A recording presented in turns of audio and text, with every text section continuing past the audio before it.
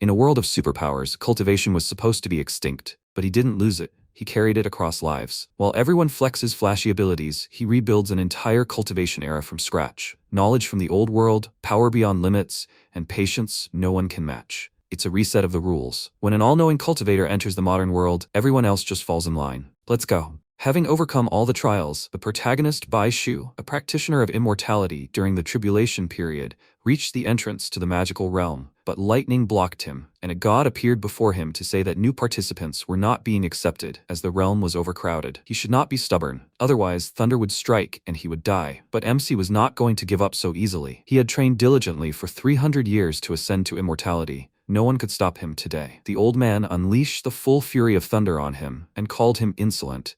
And MC rushed forward and said that even if the god hindered him, he would kill him too. He swung his sword, unleashing a huge burst of energy on the god, and then attacked again, shouting that even the heavens could not stop him. With all his strength, he dealt the final blow to the deity, after which his body dissipated, and the storm clouds retreated. The sun's rays illuminated his face, and he looked at the rift in the sky with a smile. He had finally reached the magical realm. When he came to his senses, he found himself in someone else's body and immediately felt someone's blows on him. They were hooligans who had cornered him because he dared to steal some woman of their brother Hu's. Baishu didn't even understand what was happening at first and thought, is this the magical realm? One of the hooligans told him to look at himself. Maybe if he pleased him, they would let him go. He remained silent.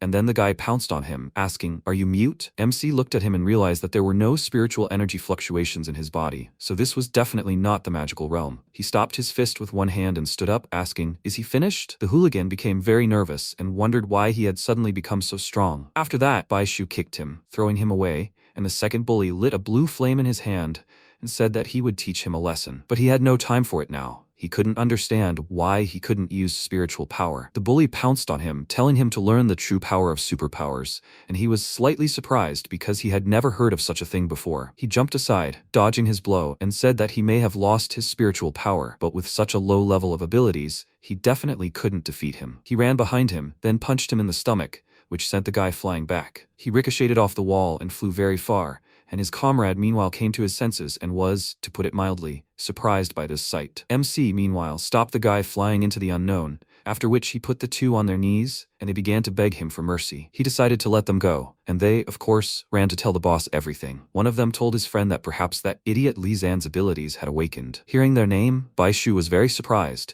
and then his head was filled with memories of this Li Zan. That was the name of the previous owner of this body. When he was a child, he lost his parents and was adopted by his mother's friend, Liu Yiran. As a result, at a young age, he developed a disease called autism, which made him the subject of ridicule. It seems that intentionally cutting the sky did not help him ascend, but on the contrary, forced him to turn into a mortal and end up in this strange world. And the power that guy used is called a supernormal ability. Most people in this world awaken it within themselves, but the owner of this body is an exception. He doesn't know if the true owner can cultivate immortality with the body. Suddenly, Jishi's voice rang out and she distracted him from his thoughts with her worried cry. She immediately ran up to him and asked why they were bullying him again. She used her superpowers on him and said that if he couldn't fight, then he should just run away. Otherwise, he would get hurt. MC recognized her. She was his adoptive mother's daughter. She helped him every time he was bullied. The two bullied him because he was close to her. From the memories of the body's owner, it seemed that every time he was injured, she used her superpowers to heal him. It turns out that superpowers also have their attributes. After finishing with the treatment,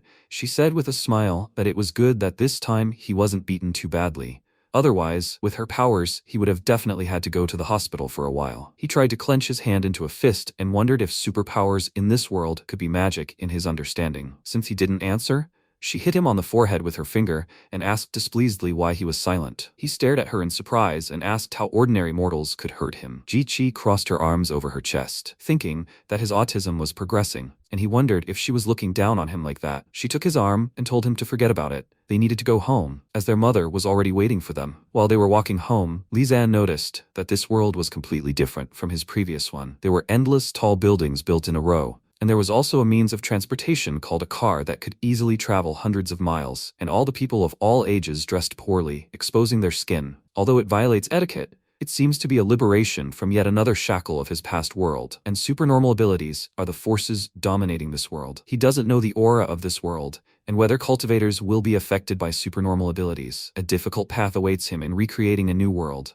but even if it is difficult, he will still achieve his long-held desire, Ascension. Soon they reached their house, and when they took the elevator to the right floor, the girl happily ran to the door. But suddenly she saw someone and froze in fear. MC frowned, wondering who could have scared her so much, after which Ji Chengtian, GC's father, came out of their apartment. He had a very frightening look. He greeted his daughter, and she asked what he was doing there. He answered that he just came to talk to her mother about something. Seeing that he was talking to her, Liu Yiran immediately called out to him with displeasure and told him to get out. He straightened his tie with a smile and noted that she didn't seem very happy to see him, after which he extended his hand to his daughter and told her not to worry. He would come to her in a couple of days. She flinched in fear, avoiding him, after which he walked past Li Zan and told her that she couldn't escape him anyway. MC glanced at him and thought he was having an affair, but he and Liu Yiran reconciled, and eventually Ji Qi too. But he interfered heavily and controlled their lives. However, Li Zan's memory contains no information about this. He glanced at his adoptive mother, who was comforting Ji Qi,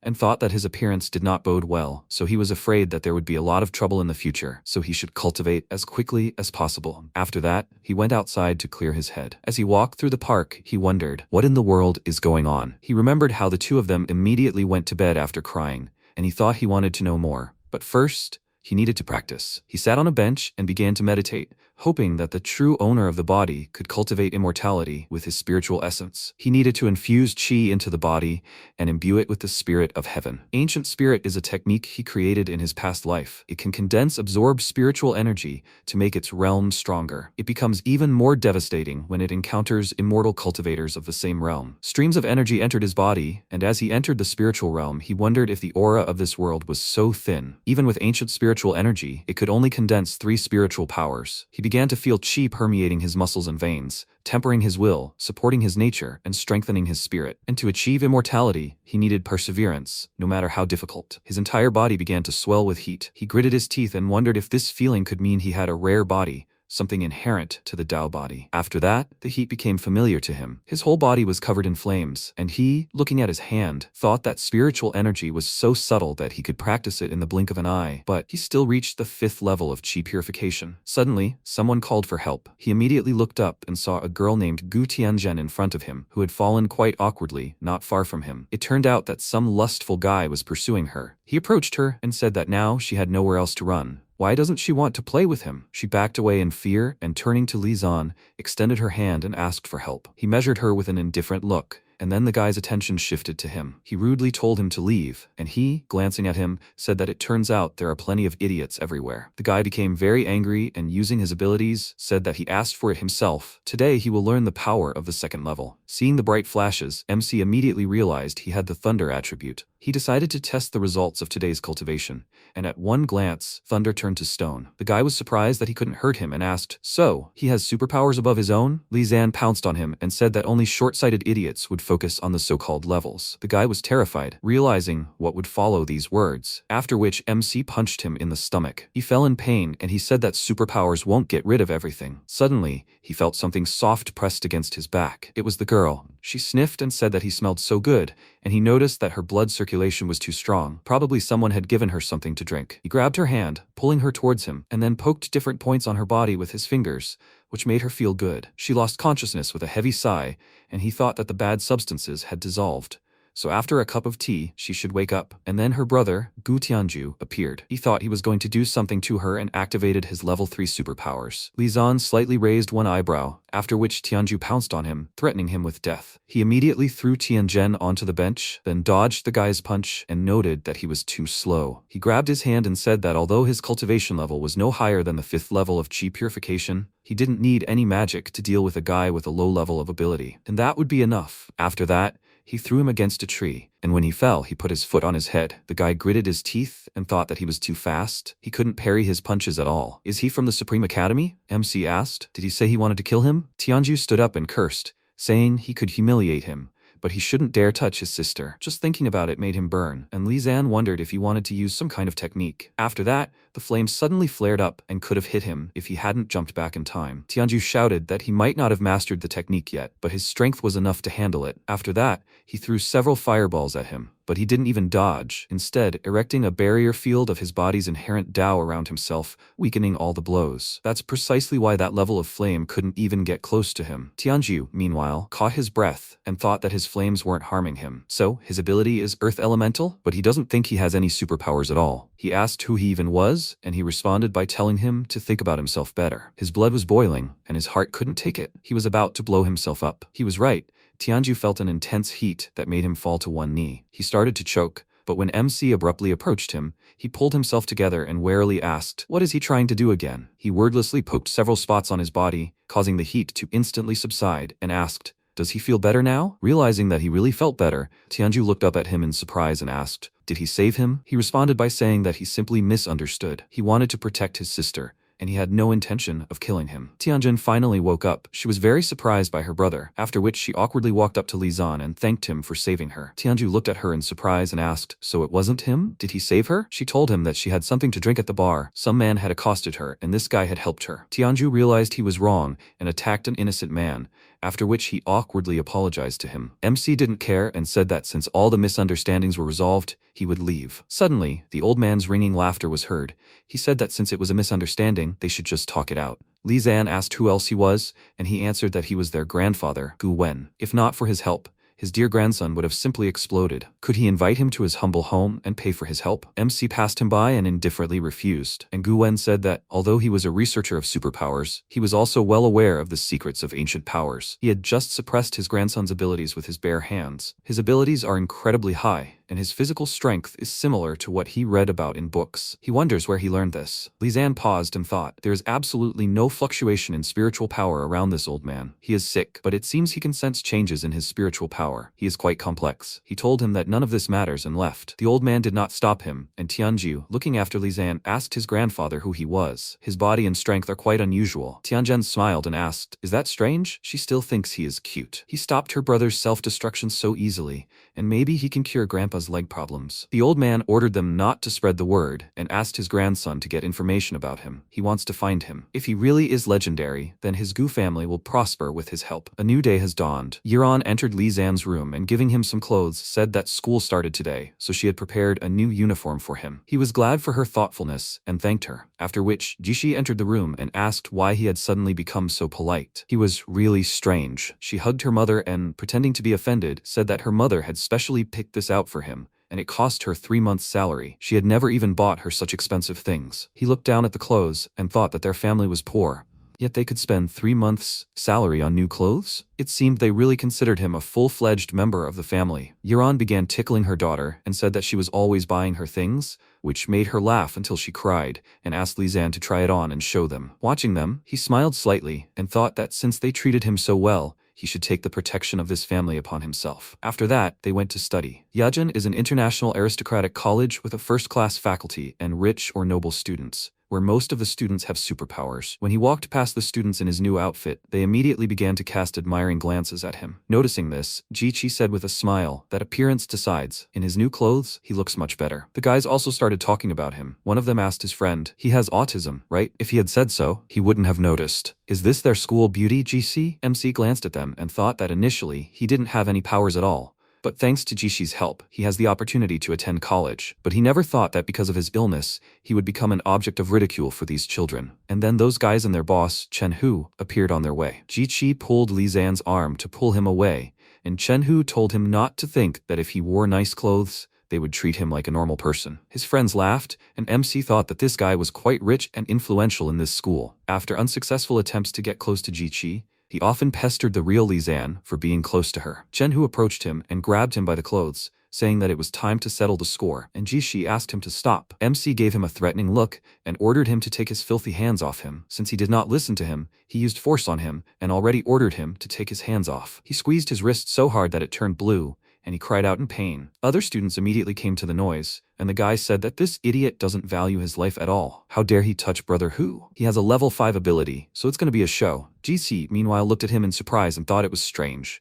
Why did he become so strong? Li Zan, meanwhile, was thinking about abilities and their levels. The cultivation system is divided into 8 levels. The initial level of ability is divided into 9 levels. The rest are divided into 3 stages: high, middle, and low. The first level is the ability: Qi Purification, Manipulator, Qi Foundation, Challenger, Foundation Creation, Conqueror, Soul Birth, Possessor of Absolute Power, Deification, Bringer of Justice, Return to Absolute Emptiness, Threshold, Harmony, Ruler, Incomparable God of War, Killing Death, Triumph of Immortality. 5th level abilities are equivalent to the 5th level of Qi Purification Cultivation, but he doesn't know how strong the abilities are at this level. Chen Hu meanwhile ran to his friends and exclaimed, "Why did this idiot become so strong?" His friends said that maybe this fool had awakened superpowers. He had beaten them well last time, so he should be more careful. Chen Hu angrily hissed through his teeth that a fool who had awakened powers was still a fool. If he dared to joke with him, he would kill him. He waved his hand, sending his dogs into battle, and GC, shielding Li Zan, exclaimed, "What are they even thinking?" Even though their boss had taken a liking to her, they attacked her and said that brother whose father was one of the university's managers, making him the boss too. MC grabbed the girl by the waist, pulling her towards him so that his fist wouldn't hit her directly in the face, and she blushed from such sudden closeness. Li Zan didn't pay attention and kicked the guy with all his might, while the girl wondered where he got so much power from. Maybe Chen Hu was right and his abilities had really awakened? Suddenly, she noticed something. One of those bullies was right behind him. She warned Li Zan about the danger, and the bully, using his abilities, said that he had just awakened the crystal energy yesterday, so now he would beat him up good. MC turned around sharply, about to hit him, but he disappeared somewhere. A second later, he appeared behind him and teased him, saying that he was here. Li Zan thought it was interesting. It was a method of using the wind to move with basic control skill. Too bad it was only superficial. He spun around sharply, startling the guy, and then dealt him a blow that sent him flying a few meters. Chen Hu got angry, called the two of them useless idiots, and decided to do everything himself. He rushed forward and used the Shining Strike ability, and then thought with a smirk that, as young Master Wanjin,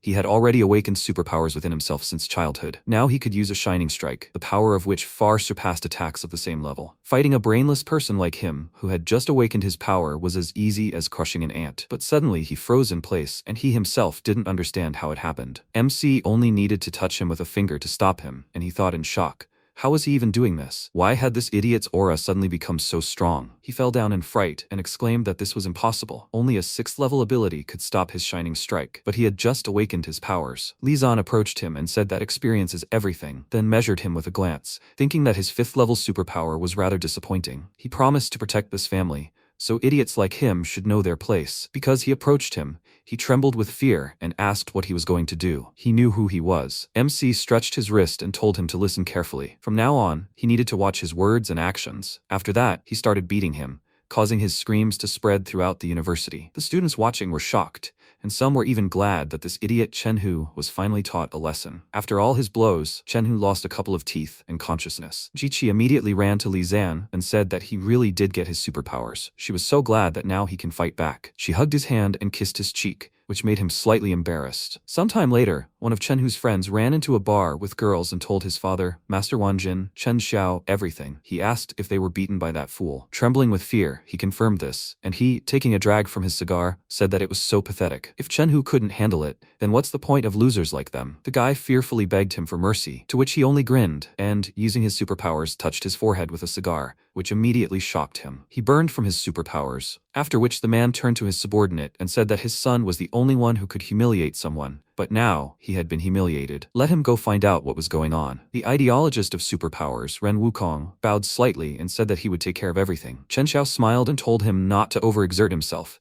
He would let him personally experience the consequences of Wanjin's provocation. Time passed, and after the school day, Li Zan and Ji Qi went home. She pointed a finger at him and said that although Chen Hu deserved punishment, he was too cruel. His family was quite powerful. What if he got into trouble? He thought that a place called a university contained much more spiritual energy than other places. With the dual blessings of the ancient spirit and the true Tao body, he was able to reach the 7th level of Qi refinement in less than a month. If he focused on this, he could easily reach the 9th level of Qi refinement. She distracted him by waving her hand in front of his face and asked why he was frozen. Was he even listening to her? He told her that this place was cool, and she, staring at him in shock, thought this was the end. His condition was getting worse. They passed a glass building, and MC peered at his reflection, something bothering him. Immediately after, he grabbed the girl, and the glass shattered, sending shards flying everywhere. He reacted quickly and used his power to protect the people nearby, after which they ran. Jiqi asked what was wrong. then worriedly noticed that he had a wound on his face. He told her he was fine, then wiped away the blood and thought that dispersing his spiritual energy to protect others allowed the attack to break through his true Dao body. Afterward, Ren Wukong appeared before them and said it was quite interesting. The man with newly awakened superpowers was able to repel his attack. Li Zan covered Ji Qi with his hand and cautiously asked who he was, and Ji Qi told him not to waste time on him. He was quite the manipulator, so they needed to leave. MC thought that with an aura comparable to his 9th level Qi refining, he had finally found a worthy opponent. The man asked if he was just pretending, or if he was truly a fool. He should think carefully. Had he touched anything he shouldn't have? Even though the master had asked him to be more careful, he clearly wasn't going to hold back. After that, he lit a flame in his hand, and an invisible hand grabbed Li Zan and lifted him off the ground, causing Ji Qi to become uneasy. Meanwhile, he listened to his own feelings and realized he was familiar with this technique. After that, Wukong threw him against the wall, causing cracks to appear on the building's facade. He told him to go to hell and sent heavy debris flying at him. Ji Qi called out to him worriedly, and when the debris crashed onto him, she burst into tears and exclaimed that he was an idiot because he had killed him. Wukong approached her with a smile and told her not to scream. Although the master didn't need her, he wouldn't mind feeling more blood on his hands. Noticing something, he immediately turned around. Fortunately, Li Zan was alive. He easily climbed out from under the rubble and headed towards the sky, noticing his interesting calligraphy. And then the man began to get nervous. He didn't understand how this was possible, but there was no time to be surprised.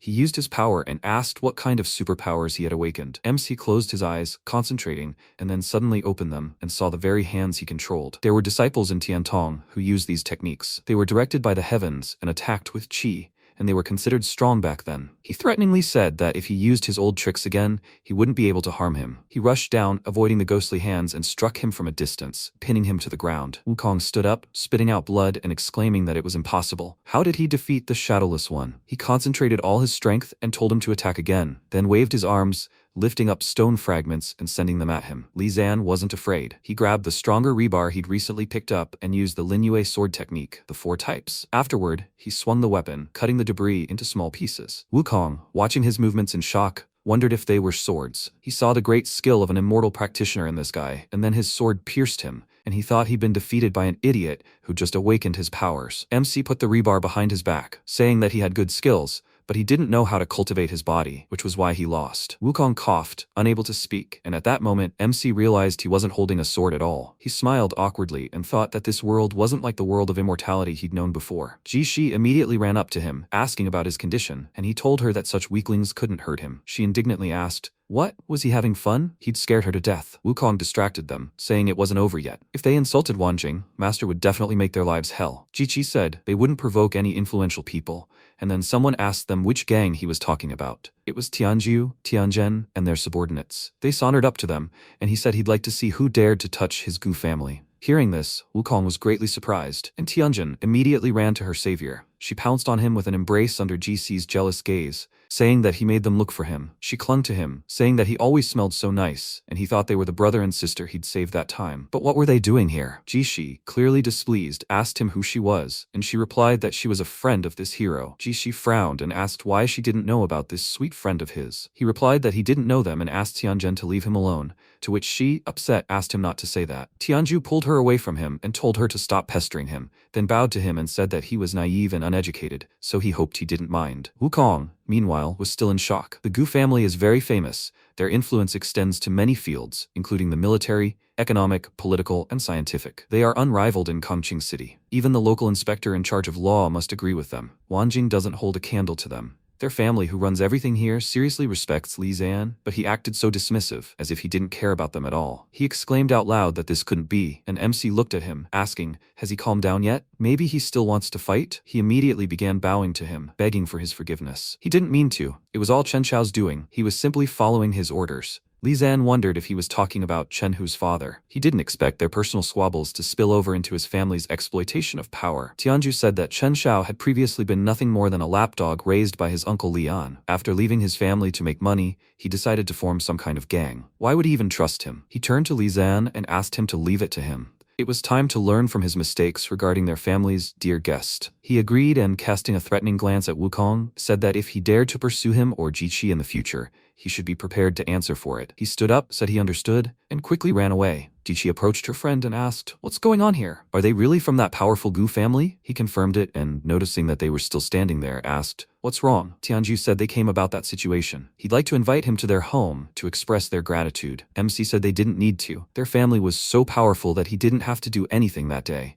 Nothing would have happened to his sister anyway. He went home, and Tianju excitedly asked him to at least consider his offer. Tianzhen quickly caught up with him and began to fawn over him, asking him to come with them. Otherwise, their grandfather will blame them. Noticing something, he glanced at her with interest, then unceremoniously pulled her towards him and thought that, although her breathing was very faint, it was quite obvious. She became a little embarrassed and asked what he wanted to do, and when he reached for her cleavage, Jiqi was shocked, and Tianju smiled and remarked that even he couldn't resist worldly temptations. Meanwhile, he took out a pendant from that place and thought it was an earth treasure. This upset Tianju. He grabbed his head in disappointment and said that he was just holding it and that he was imagining things. Jiqi said that it looked like he had fallen ill again and had suddenly become very interested in some strange little stones. Tianjin clapped her hands and said that this was her grandfather's ancient collection. It wards off evil spirits and nourishes the soul. If he was interested in this, then he should come to their house. Her grandfather had many treasures. He thought that her grandfather probably really knew what immortality cultivation was, and it would definitely not hurt him to obtain heavenly treasures that could help him, so he had better go and check. He agreed to their offer, after which they all went together to their family estate. It turned out that Gu Wen was already waiting for them, and even managed to set a sumptuous table. Looking at such expensive dishes, Jiqi was surprised to think, do these nobles really have any special rules of etiquette? Gu Wen smiled and told Li Zan that he had gone to great lengths to make his house shine. He invited them to sit down, but MC decided to get straight to the point and, showing him the pendant, asked where he got it. The old man's face darkened for a moment. He said that he had a huge collection of these old and shabby things. Was it something special that it caught his attention? He said that since he had a huge collection of these things, he should know what was so special about them. Jiqi, meanwhile, did not understand anything at all, and therefore felt offended. Gu Wen laughed and remarked that he was an expert in antiques. Would he like to appraise the entire collection? He agreed, and Gu Wen asked his grandchildren to take care of their guest for now. He called Li Zan to follow him, and Jiqi worriedly asked where he was going. Tianju smiled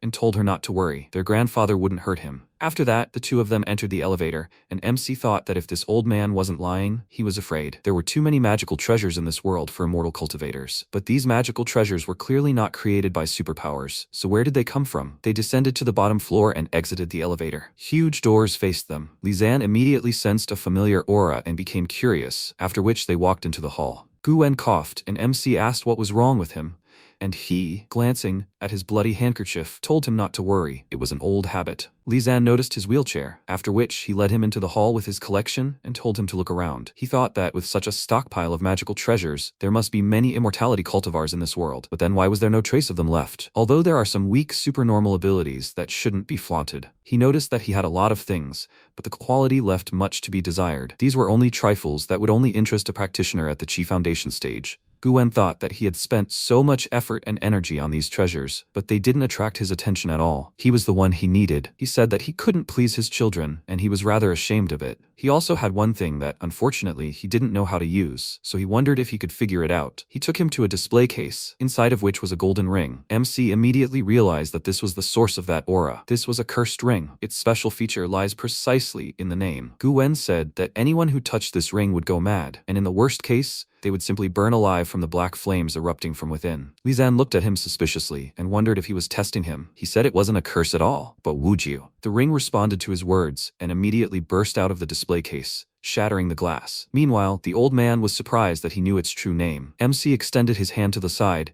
and the ring itself flew onto his finger, then began emitting streams of dark energy. The aura swirled, concentrating in one point, and the old man, afraid of being hit, erected a shield and asked him to wait. Then his eyes widened in surprise. The flames didn't touch him at all. At that moment, he realized that he really was the one he had been waiting for. Meanwhile, he thought that the Wuju ring wasn't a treasure at all, but it was helping him greatly. Although he would have to work hard, he must use this to his advantage. He closed his eyes and entered the spiritual space within the ancient ring, finding himself in a scorching land. When he turned around, he saw a three-headed hellhound growling at him, and he thought that in his past life, the master had tried his best to subdue the three-headed hellhound, but he didn't expect to meet it. reincarnated in another world. It was a pity that his cultivation had already been exhausted, and only a fragment of his soul remained. Suddenly, the hound growled and released flames from all three mouths at him. He took cover behind his shield and thought, is it angry? A wild dog that has lost its body dares to use spiritual consciousness against him? After that, the hound pounced on him, deciding this time to pierce him with its claws, and he thought, how can one compare his consciousness to that of some beast? He sternly ordered it to sit, after which the hound was immediately pinned to the ground, and it whined pitifully. Li Zan approached it, emitting his ominous aura, and ordered it to sit and obey him. The hound was terrified, causing it to immediately transform into a puppy, and MC, lifting the beast by the scruff of the neck, told it to remember that he was now its master, and if it dared to show disobedience, he would simply crush its soul. The poor hound cowered in fear under his threatening gaze. Li Zan returned and reflected that even though the hellhound only had a soul, it could use the Wuju ring to create a physical body with the same cultivation level as its master. If he was strong, the hound would be even stronger. The dog would definitely be useful to him in the future. He was distracted from his thoughts by the old man's enthusiastic voice, exclaiming that he truly was the man he had been looking for. He and his family were very happy. He couldn't finish speaking. The illness resurfaced, and this time, blood spurted from his mouth along with a cough. MC gave him an indifferent glance, after which, the button on the old man's chair began to flash, raising an alarm. MC touched his wrist and, after examining his meridians, discovered that the illness had been accumulating there for a long time, all due to the poison from Hengxin Ren. He wondered who, despite the power of the Gu family, would dare to poison the head. He then decided to begin treatment and thought that all this did not concern him at all. But today, luck was on his side. In gratitude for the ring, he would save his life. At that moment, the head's son, Damien, and Dr. Andrew ran into the hall. Seeing that Li Zan was doing something to his father, he ordered him to immediately step away from him, then ran up to him and asked what he had done to him. The doctor began examining him, and MC replied that he was saving his life. The man exclaimed, "Does he think he's completely stupid?" It was obvious that he wanted to harm the elderly man. Li Zan lit a black flame in his hand, mentally calling him an ignorant idiot. And at that moment, Gu Wen's grandchildren came running and started asking Damien why they were arguing with the master. He indignantly exclaimed, "How can they call some brat a master? Is the old man so stupid as to believe a charlatan?" Tianju told his uncle that he really wasn't a bad person, but he must have misunderstood something. He chuckled and said that he believed what he saw more. His father was more important now, but he would take care of him once he recovered. MC grinned, wondering how he was going to treat his illness, after which Damien called the doctor and asked him to help. He told him that he would do his best,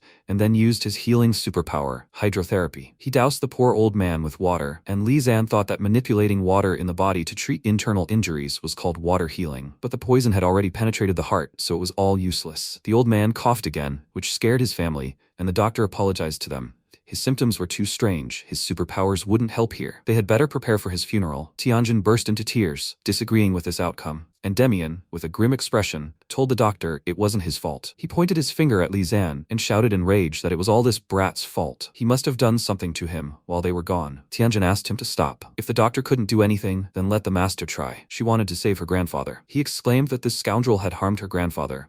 How dare she let him even touch him? He was against it. MC warned him that if he continued wasting his time, nothing would help his father. Damien called him overconfident and exclaimed that he had no right to say anything here. Andrew was the city's chief healer. He had never let them down. The current situation was because he did something to their old man. Li Zan pointed out that he had already prevented him from saving his father several times. He really doubted his medical skills. Maybe he had some ulterior motive and was just deliberately stalling for time. The man gritted his teeth, unsure what to say, but he was right. After that, he waved his hand and ordered the guards to arrest the killer. MC thought they were all a bunch of idiots, then snapped his fingers and ordered the hellhound to come out and play with them. As soon as the huge dog appeared behind him, the guards froze in fear, wondering, is this a summoning superpower? How could such a summoned beast even exist? Tianju thought he hadn't even reached the level of beast summoning. The master was truly unrivaled. Who the hell was he anyway? His uncle asked Li Zan the same question, and he approached him menacingly, saying he'd better be more polite or he wouldn't be able to handle the consequences. He approached Gu Wen and noted that after some time, his condition had worsened due to a lack of blood, but that wasn't a problem for him. As long as the actual, unreal conditions are combined and the meridians are stimulated, toxins can be eliminated from the body. He waved his hands, and needles appeared between his palms, and Tianju wondered what he was doing. Tianzhen admired his abilities, and Damien grinned, saying that, if he couldn't be cured, he was even curious about what he could do. MC waved his hand sharply, and all the needles pierced various points on the old man's body. Andrew was shocked by what he saw. This was Chinese acupuncture, after all. Tianjin asked him to explain it, and he said that Chinese acupuncture is one of the best medical techniques in the country. When used correctly, it can help unclog the meridians, strengthen the body, and eliminate evil. It's just that in their time, Medicine increasingly uses supernatural abilities. Ancient medical knowledge was lost. He had only heard about it before. Li Zan noted that there was a lot of information about it. Dark energy began to emanate from the needles, and he said that he was starting the final stage. The remaining poison accumulated in the heart vessels must be displaced with a surge of energy. He sharply injected energy into him, immediately after which he coughed, and his grandchildren leaned forward worriedly. Tianju examined him and asked if he really hadn't succeeded. Damien chuckled and said that he had told him he couldn't cure him. Then Gu Wen opened his eyes, and his grandchildren began hugging him, saying that he had scared them to death. He smiled and hurried to reassure them, while Damien was shocked. He had expected a different result. Gu Wen looked at his hands and said that he felt well for the first time since he fell ill. He thanked Li Zan for his help, and Li Zan replied that he was able to save him because he was here now. But in the future, if someone poisoned him again, he could only pray. Realizing that it was more than just an illness, Tianzhen and Tianju became nervous, and Damien, with a gloomy face, approached him and told him not to think that he could say such things just because he cured his father. Gu could do such a thing under the protection of the Gu family. His health had deteriorated because of his abilities. MC noted that despite this, he continued to slander, claiming that he had offended the head. He found no response to this, and Tianzhen said that her uncle had always seemed a little strange to her. After all, her grandfather hadn't been studying supernormal abilities for a long time. Her brother agreed with her and added that Grandpa had always been in good health. Although in the early stages he had problems with his legs due to his superpowers, he had no other problems. He started taking Uncle Damien's medicines, and only then did his health deteriorate. Gu Wen's hands tensed. Was his son poisoning him? Damien, meanwhile, grabbed his nephew by the clothes and exclaimed, "What is he talking about? Some stranger just said such nonsense," and he immediately began to doubt him. He doesn't believe his uncle? Tianju asked him to calm down. He was just reasoning. Gu Wen measured his son with a glance, then handed the master the medicine he had been taking, and asked if his son could try it to prove his innocence. While he was examining it, Damien exclaimed indignantly, "Does he doubt him?" Li Zan handed him the medicine and told him to drink it since it wasn't poison, but he became nervous, and his reaction made his father angry. Damien asked how he could disdain medicine, and Andrew said that he recalled Chief Gu saying that medicines made from various natural herbs were safe for ordinary people to drink. The man clenched his teeth in rage, silently telling Li Zan that he wouldn't let him ruin his day. How dare he frame him? After that, he pulled out a gun and shot the doctor, telling him to shut up. But MC quickly reacted and caught the bullet. The poor doctor was almost overcome with fear, and he said that he thought this could be considered an admission that the medicine was poisoned. Convinced that Damien was to blame, Gu Wen shouted what it all meant, and he exclaimed in response that there was nothing wrong with this medicine. That doctor must have poisoned it and framed him. He raised his hands and fearfully answered that this was not so. How could he dare poison the head's medicine? Li Zan remarked that he apparently would not give up until he saw the Yellow River. After that, he suddenly appeared in front of him and with just one wave of his hand disarmed him, and also tore his sleeve. Because of this, everyone saw red spots on his arm and began to wonder what they were, and Andrew said that they were not spots, but rather a scar from poison that corrodes the skin. MC said that when he arrived, he noticed that he had intermittent breathing. He poisoned Gu Wen's medicine with crushed red root. Over time, the poison penetrated his skin. It's not fatal, but it can take several years of life. This made Damien very scared and asked, "Does that mean he's poisoned too?" But he doesn't want to die. He fell to his knees in front of him and said that there are only a few people in China who can cure the poison of red root. He asked him for help, and Tianjin, shocked, told her grandfather that he really gave him poison. His face darkened, while Li Zan kicked the man away, telling him to get out. After that, Damien turned to his father and said that he knew he was wrong. Because of his obsession, he made a huge mistake, so let him forgive him. Gu Wen said that he wanted to poison and kill his father, and also slandered others. He is afraid he no longer has a place in the Gu family. It would be better for him to go to the inspection and refresh his memory. Already imagining how he would be tortured there, Damien was terrified. After which the guards grabbed him and he began to beg his father not to send him there. It was an inhuman place. After that, they took him away, and Tianjin said that she couldn't believe that her uncle could do such a thing. Weren't they family? Her brother told her not to be sad. It was fortunate that the master was here today, otherwise grandfather would not have been saved. Gu Wen, meanwhile, apologized to Li Zan. It was all because of poor discipline, which probably made him laugh. Now he feels great and would like to discuss something with him. Does he know where the belief about the Wuju ring comes from? After that, they went to his office and sat at the table. Gu Wen gave him several photographs that showed the relics of cultivators and said that in his youth, he once discovered a tomb and sent people to explore it. Most of the old collections, including the Wuju ring, were discovered in this tomb. MC glanced at the photo and thought that for ruins of such a scale, it must have been an era of spiritual cultivation, full of spiritual energy. Most likely, there is something else hidden underground, and perhaps it will help him in his cultivation. He inquired about the current location of these ruins, to which he replied that it so happened that while exploring the tomb, his subordinates foolishly triggered the mechanism, resulting in its self-destruction and collapse, so he will not be able to look at the ruins in person. However, if he really wants it, he will try to find the rest of the relics for him. He asked if he found it ridiculous that a supernormal researcher wants to help him with his practice. He replied that he didn't even know how long and winding the story was. When the old man was young, he was very obsessed with power and money. He thought that with absolute power over supernormal abilities, he could obtain both. But after thoroughly researching these abilities,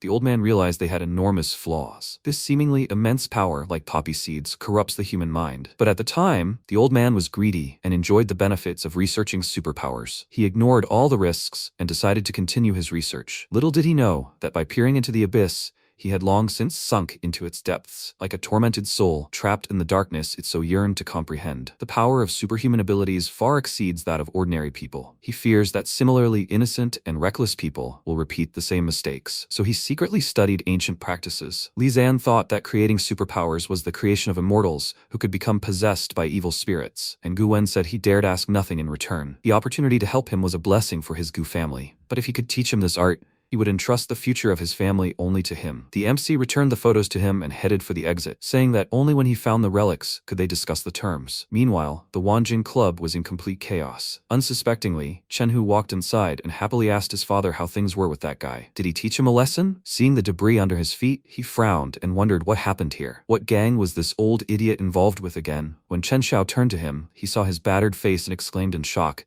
"Is he really his father? How did he even get beaten like that?" Chen Xiao, in a rage, punched him in the face, causing him to fall, and exclaimed that he always causes him trouble. His son grabbed his hand, which was burning from his blow, and asked why he did that. He didn't answer him, in a rage, ordered him to get out of his sight, after which he remembered what happened here. Tianju came to him and destroyed everything because they dared to attack Li Zan. He clutched his head and told his son that he was an arrogant idiot. He had picked the wrong person to fight, and of all people, he had gotten involved with Li Zan. Wukong, who had also suffered at the hands of Gu's men, asked him to calm down and said that since the Wanjin had provoked the Gu family, it was useless to continue being angry with the young master. The top priority now was entertaining their esteemed guests from the east. Chen Xiao swung his fist at him and told him to hurry up. If he made another mistake, he would make him regret being born. He excitedly replied that he understood everything, and the next day arrived. Li Zan and Ji Qi were walking around the university campus during recess, and she asked what they had talked about with Headmaster Gu the previous night. When he left, his face was completely blank, but when he came out to see him off, he was beaming with joy. The MC replied that they were discussing some deals. The girl immediately imagined Li Zan and Tianzhen in wedding attire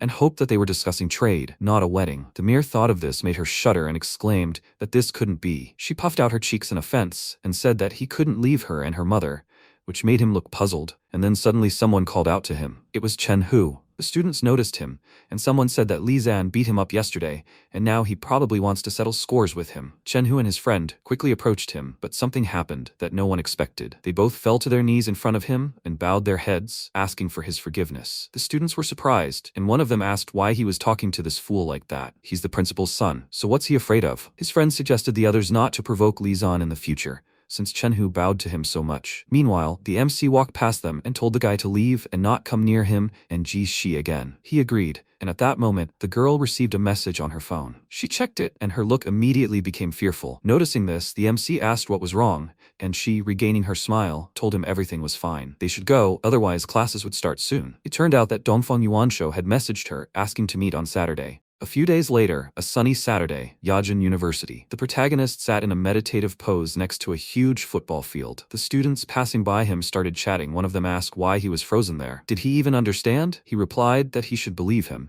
He knew this special state of his very well. Another one added that they should speak more quietly. Chen Hu was supporting him. The protagonist released energy, and the guys stopped in surprise. They started shouting, "What the hell? Why can't he move his legs? Why did it suddenly get so cold? It's all his fault." He insulted Li Zan and he heard. Then the MC looked at them intently and thought, a bunch of unremarkable people who can't even stand the aura he involuntarily exudes. Shoo. He pointed a finger at them, and they fell to the floor wondering what the hell just happened. The firstborn of chaos. How creepy. The protagonist watched them go. They started running away, shouting that they were apologizing. He was wrong. They have to get out of here. The 7th level of chi refinement, the aura of the realm is very thin, and the possibility of cultivating to this level is the limit. It's a pity they don't know when Grandpa Gu will find a place full of spiritual energy to make a breakthrough in foundation creation. Then the protagonist picked up the phone and asked, "Hey Aunt Willow?" She said, "Oh no, Lizanne. Chengtian just came home and took their Ji-Chi." He asked where they went. After a while, Chengtian walked forward and said, "All right, his good girl, they should go faster. His smart daughter." She walked past and he put his hand on her shoulder, and she added, "That's it, she will help him. But after this, they are no longer father and daughter." He said, "Chi-Chi, she shouldn't be so callous. Come on." She threw his hand off her shoulder and told him to let go. He said he doesn't throw words to the wind, so he promises to never interfere in their lives again. They're here. After that, he opened the doors, and Dongfang Yuansho said that they haven't seen each other for a long time. GC. Meanwhile, at the entrance to the Drunken Dragon Hotel, MC approached the staff, but they shouted that they apologize. "Sir,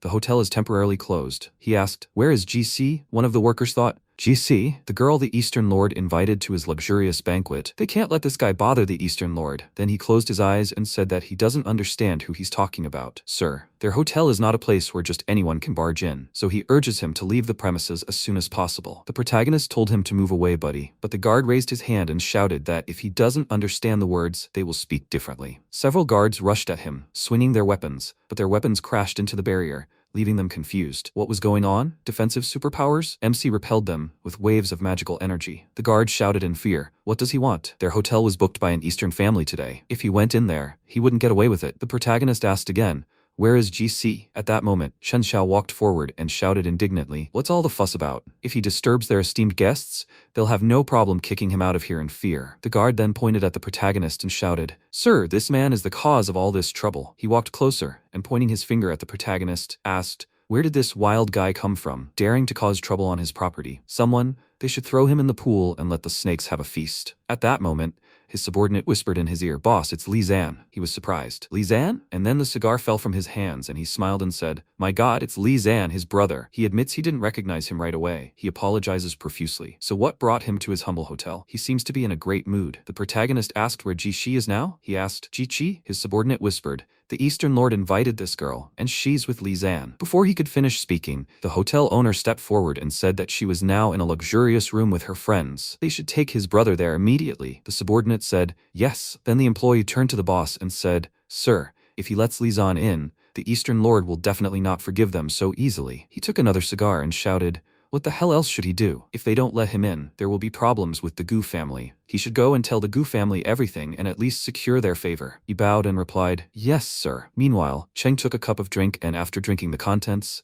thought that he didn't know that everything seemed so simple. Now a bright streak will come for his family. Ji-Chi, she must understand her father. Everyone is chasing fame and money to come to an agreement with the Dongfang family. He must sacrifice her, but it's not so bad. After all, this is a lucky match. Many dream of such a thing. Then he looked to the side in surprise and asked, "Huh?" MC approached him. He said, "All people are a herd that can't do anything worthwhile." After that, he stood up and, waving his hand, said, "Hey idiot, he needs to get out of here. He shouldn't force him." Before he could finish speaking, the protagonist grabbed him by the neck and lifted him up. He started screaming. He has to let him go. MC said, "A father who betrayed his own daughter. He has no shortage of kindness. He will die by his hand." Then he threw him into the wall and told him to disappear. Cheng Tian, looking after him, thought, a demon, as if he had become a different person. Meanwhile, Yuansho said, "Ji-Chi, they haven't seen each other for so long, but she's still as irresistible. Her eyes sparkle like precious stones." As soon as he saw this, he lost his head. He reached out to her face, and she threw his hand away and told him not to touch her. He told her not to frown. Ji-Chi, he's only joking. She took her purse and,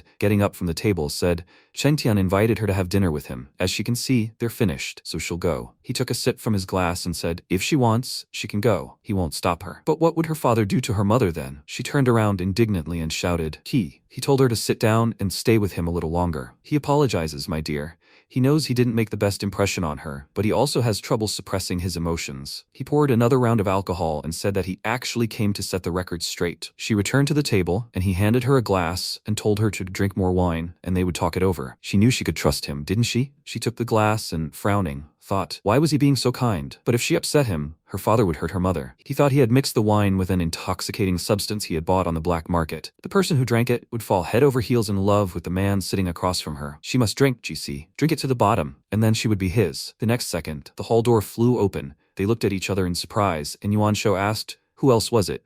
How dare he interfere? The protagonist walked forward and said that he came for GC. She approached him and said, "It's him, Li Zan." He confirmed it, and Yuan Shou thought, "Li Zan? That idiot?" He rose from his chair and asked, did he think he was trying to mess things up? He concentrated energy at his fingertips, then clenched his fist and shouted that he must die. She said in fear, "Li Zan." He covered her with his hand and told her not to be afraid. He said that he lost control, and then he released powerful energy, throwing Yuan Shou aside. He screamed loudly, spat out blood and hit the wall. He thought, what the hell happened? Where did he get such strength? The protagonist then pointed his hand at him and said that he had insulted his family. Therefore, he must teach him a lesson. He sent out a powerful energy, creating an explosion. At this moment, Ji Laikun, a level 9 bodyguard of the Dongfang family, stood in front of Yuan Shou, protecting him with a shield made of ultra-resistant metal alloy. He turned around and said, "Sir, you can't underestimate this man's strength. They should go to a safe place and leave the problem to his subordinates." He put his hand to his chest and shouted that he would not rest until he cut off his head. He will kill him. Li Zan, he will die. He looked at him and then said, "Okay, sir." MC thought, refining chi, metal alloy? Then he said, "Today he will show you a few tricks." Lycan frowned and said, "He is strong and overconfident. No one dares harm the young master, so he will rip out his heart." With these words, his hand transformed into a firearm. Then the protagonist threw a table forward, shielding himself from the bullets, and Lycan began firing non-stop. Yuan Shou shouted, "Idiot, he shouldn't touch him." And the protagonist, easily dodging the bullets, thought what an interesting ability it was to gather true energy in the body and then reproduce it. But still, it was just a mediocre imitation of cultivation. With these thoughts, he approached his opponent and struck him in the chest with a single blow. Lycan then transformed into a sharp weapon. He aimed an attack at the protagonist's neck, but the latter grabbed his arm and flipped him over, slamming him into the ground. Lycan's mouth then opened, revealing a cannon from which a projectile was fired, creating a small explosion. Then MC caught all the bullets that flew out between his fingers and said, "Too slow." Lycan frowned and wondered if he had stopped even his advanced attack. Where did such speed come from? Then the protagonist swung his leg and delivered a powerful kick. At that moment, Lycan, covering his body with armor, thought,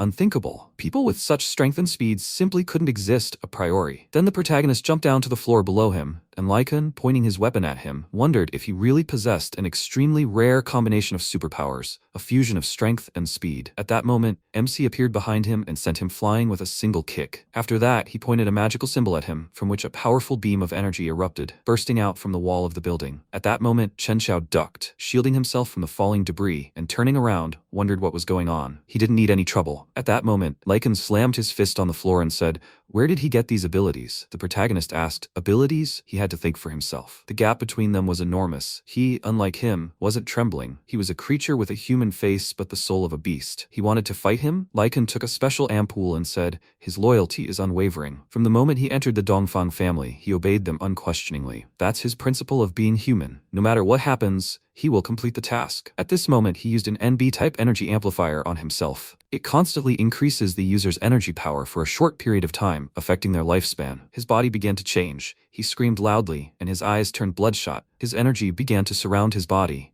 and MC thought he had energy boiling inside him, similar to spiritual power, although it was slightly different. After that, Lycan's hands again transformed into firearms. He shouted that he must bite. He aimed several powerful shots at the protagonist, but the barrier reflected his attack, and he thought that this attack was truly stronger than the previous one. A crack appeared in his barrier. Then he flicked his finger and said, "It's time to finish." He set the Hellhound to attack, and the huge beast headed for Lycan. He thought, Summoner? This is his special ability, so this is his power. Then he conjured several grenades from his hand, and a powerful explosion occurred, sending the Hellhound flying. The next second, an even more powerful firearm erupted from his body. He screamed that he must die, "You idiot." Countless bullets flew forward, but the Hellhound, emitting powerful energy, directed them forward. Lycan, already smoking from overexertion, screamed that he would not give up. At that moment, the protagonist appeared behind him and, pointing a finger at him, said, "The outcome is obvious. Jiaoshu sword, first style, cluster." The attack hit the exact center of Lycan's head. The Jiaoshu sword, created by Baishu, now known as Li Zan, has 6 styles: cluster, direction, consciousness, thought, fusion, sixth sense. The sword with 6 styles has been considered one of the most powerful blades in the world of cultivation since its inception. The first style splits a person, piercing his heart. The next second,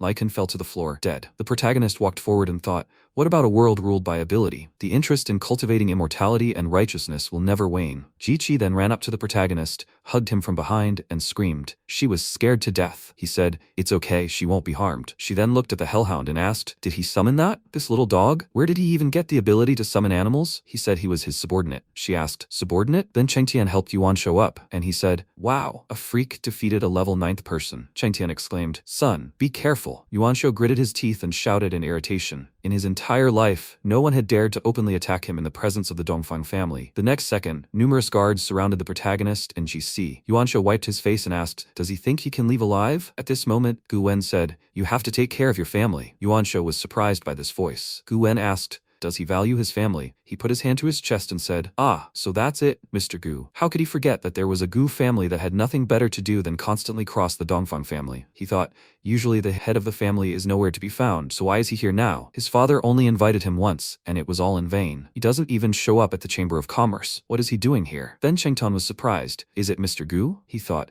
It's understandable why the idiot acts openly. He has the Gu family's support. Then Gu Wen rode up to the protagonist and said, due to his own carelessness, if two ungrateful people offended them, wouldn't he be angry? He replied that everything was fine, but Ji Qi was a little frightened. He said that he felt terribly embarrassed in front of them. He should please take Miss Ji Chai to a quiet place and get some rest himself. He should entrust the rest to him. The protagonist walked forward and said that he was lucky today. He would survive. Yuanshou replied, just look at him, hiding behind the Gu family and even talking about saving lives. Then Gu Wen turned to Yuanshou and said that Li Zan once saved him, so insulting him is tantamount to insulting the Gu family. Apparently, he needs to be taught some manners. After this, the guards grabbed Yuanshou. He began to struggle and shouted, Mr. Gu, why is this loser so important to him? Their families have always cooperated, and now he decided to ruin everything over some trifle. He replied, how can the Dongfang family be their partner? Li Zan is the future heir to the Gu family. He was surprised. Mr. Gu was seriously considering siding with this idiot. Gu Wen turned around and said, the Dongfang family declares war on them, then the Gu family will fight. They'd better make a balanced decision. The guard grabbed Yuanshou by the hair, and he gritted his teeth and thought,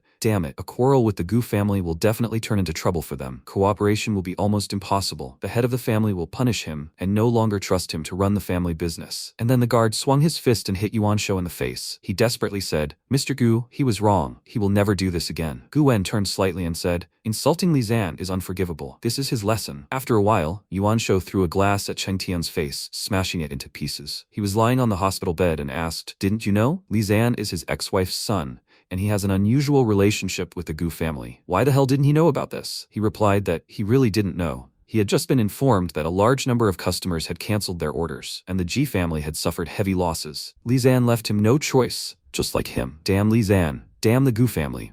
It would have been so much easier if the family leader hadn't been so eager to obtain the results of his supernormal research from the Gu family. Yuanshou clenched his fist and said how he would have thoroughly enjoyed the suffering. After that, Cheng Tian poured water into a glass and said that his status was high, so it was improper to dirty his hands, and besides, the Gu family wasn't so easily harmed. However, they could get rid of Li Zan with someone else's hands. He held out the glass and Yuanshou asked, he means them? Then he smiled, took the glass and said, exactly, he must let them send Li Zan to hell. Sometime later, Ji Qi was taking a bath and the hellhound sat next to her. She petted it and said, Li Zan has changed a bit lately and still says strange things sometimes, but he's no longer so weak and won't let anyone hurt him. He's also awakened a very powerful superpower within himself, doing things she's never seen before. When he gets serious, you can expect trouble. Then she grabbed the hellhound, and after that, she started slapping herself and screaming, damn, what is she thinking? Meanwhile, MC was reading. He heard sounds outside the door and thought, well, of course he hasn't accepted defeat and decided to send a mercenary after him. However, this man's breath was warm. After that, he opened the door slightly and asked what he was doing here. Lycun stood behind the door, his foot on the wounded bodyguards. The next second, Lycun knelt down and shouted, Mr. Li, his abilities are incredibly powerful. His heart is immeasurably kind. He didn't kill him. He is a man of justice. He has already left the Dongfang family and wants to become his subordinate. The protagonist said he simply didn't want to get his hands dirty. He was free. Lycun grabbed the door and shouted that he was wrong. He begged for forgiveness. He was willing to do any job, if only he'd give him a chance. He asked for the reason. He got down on all fours and replied that he loved reading novels about heroes like him since childhood. He was completely out of his league. He had never seen such superpowers. He was definitely one of the strongest masters in the world. He wanted to be like him. Then he slammed his head on the floor and added, just let the master let him stay. Otherwise, he must kill him. The protagonist looked at him and thought, first he was a henchman of the Dongfang family, and now he wants to join them? Could it really be that simple? It was worth hitting him to bring him back to his senses. However, his physique and abilities are different from ordinary people. This could be useful. Then he said, okay, he must keep an eye on the door. This is the first order for now. He shouted that he obeyed. Master Li. Meanwhile, GC came out of the shower and asked Li Zan who was there. He replied, Lycoon. He will protect them all if he is not around. Then he returned to the door again and asked, is there something urgent? Tianjin stood there, smiling and waving. Hello, brother. Jiqi asked what it was this time. She said Grandpa had asked her to give something to her brother. 2 bodyguards took out suitcases, and she, pointing to them, said, Grandpa said their family lacked a worthy treasure suitable for her brother. But he could take a look at this. With that, the subordinates opened the suitcases. Jiqi wondered why he was sending Li Zan something again. Was he trying to appease him? The protagonist looked at the items and thought, the quality of the magic weapons wasn't the best, but he could use them to craft more advanced ones. He said the only thing missing was a forge. Tianjin raised her index finger and said Grandpa had a forge in his antique shop. It was convenient to carry since it was sealed in a cube. Grandfather was worried that opening the treasure would affect its quality, so he wanted him to come and get it himself. The protagonist said he was leaving immediately. Tianjin smiled and said, okay. Jiqi wondered what those 2 were planning to do in the middle of the night. Don't. Then she shouted, it's too late, it might be too dangerous. The protagonist turned around and asked, is it dangerous? He thought for a moment. Is she worried about today's events? He said, tomorrow morning is better. Tianjin waved her hand and said, okay brother, tomorrow morning. After that, the protagonist closed the door and said, no need to worry so much. He took the girl by the shoulders and said that he wouldn't let anyone harm them. She lowered her gaze in embarrassment and said that she wasn't worried about herself. She was worried that he might be kidnapped. He asked, kidnapped? She shouted indignantly, idiot. The next day,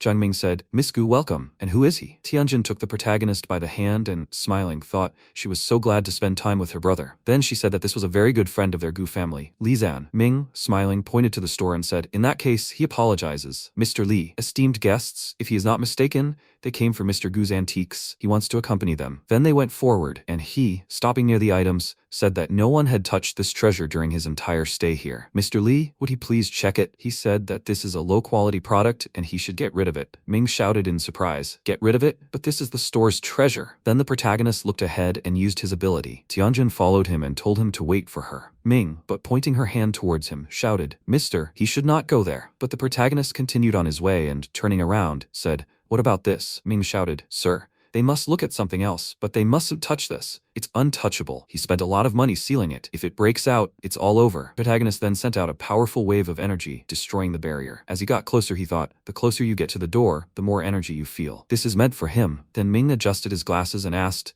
Madam, what level is Sir Li? She asked. What level? Manipulator? She has no idea. He was surprised. What? She added that she knows he's very strong. At that moment, the guy climbed onto the ceiling and, looking at the protagonist, thought, so that's where he is. After that, the protagonist opened the door and walked forward. He thought, a divine quality horn. Passable. Ming called out to him, but MC pointed his hand forward and commanded it to break. Several streams of energy burst into the object and burst out again. The protagonist asked, are you finally awake? The shopkeeper sank to his knees, clutching his head, and screamed in fear, it's over. Then the spirit burst out of the object and, laughing loudly, shouted, it's hungry, terribly hungry. Tianjin screamed, the horn is alive. She'd never seen anything like it before. Come on, little brother. The spirit shouted, brains, it wants his brains. It reached for the protagonist. At that moment, Ming continued to scream in fear. They're all corpses. The spirit rushed toward the protagonist again and screamed that it would eat his brains. MZ aimed a pulse of energy at him, and moving back said how wayward he was. He needed to be taught a lesson. The spirit repeated again, brains. The protagonist uttered, Ling Yu sword technique, second style, choke. A powerful energy erupted from the spirit, and it shrank in size and said, brain, it hurts. The protagonist approached him and said that he must serve him or die. A few seconds later, Tianjin ran up to the protagonist and asked, brother, is it over? He looked at the object and said, aha. Ming ran up to them and said, sir, that scared him to death. The next second, the protagonist turned around and, pointing a finger forward, asked how long it would take to kill him. The guy fell to the floor. He extended his hand to him and said, boss, he asks for forgiveness. The protagonist asked who his client was. He shouted, boss, he must calm down, he will explain everything, but first he must meet the king of hell. Then he set forward a low-level spider web. The next second, the web wrapped around the protagonist's neck and Tianjin screamed in fear. Brother? The attacker screamed, idiot, he mustn't underestimate the enemy. He'll cut off his head and get a reward. Then he thought, strange, why isn't it cutting? His web is stronger than steel, what's wrong? Then MC said, show him what he could do. The next second, a spirit burst out of the object and, pointing its hand forward, shouted, brains. The guy thought in fear, what the hell? The spirit pierced his body and shouted, brains. After that, the protagonist said, hey, he's his servant now and his old bad habits must be eliminated. He looked at him. After that, the protagonist crouched down next to the guy and, taking his hand, noticed the symbol. Ming shouted in fear, the Church of Blood Demons? The Church of Blood Demons is an exclusive organization of assassins that has existed for thousands of years. They obey no one, accepting orders only from influential and famous clients. They are crazy fanatics who will do anything to achieve their goals. A mortal mission is commonplace for them. Sir, who did he cross? The protagonist replied, Dongfeng Yuansho. Ming shouted in surprise,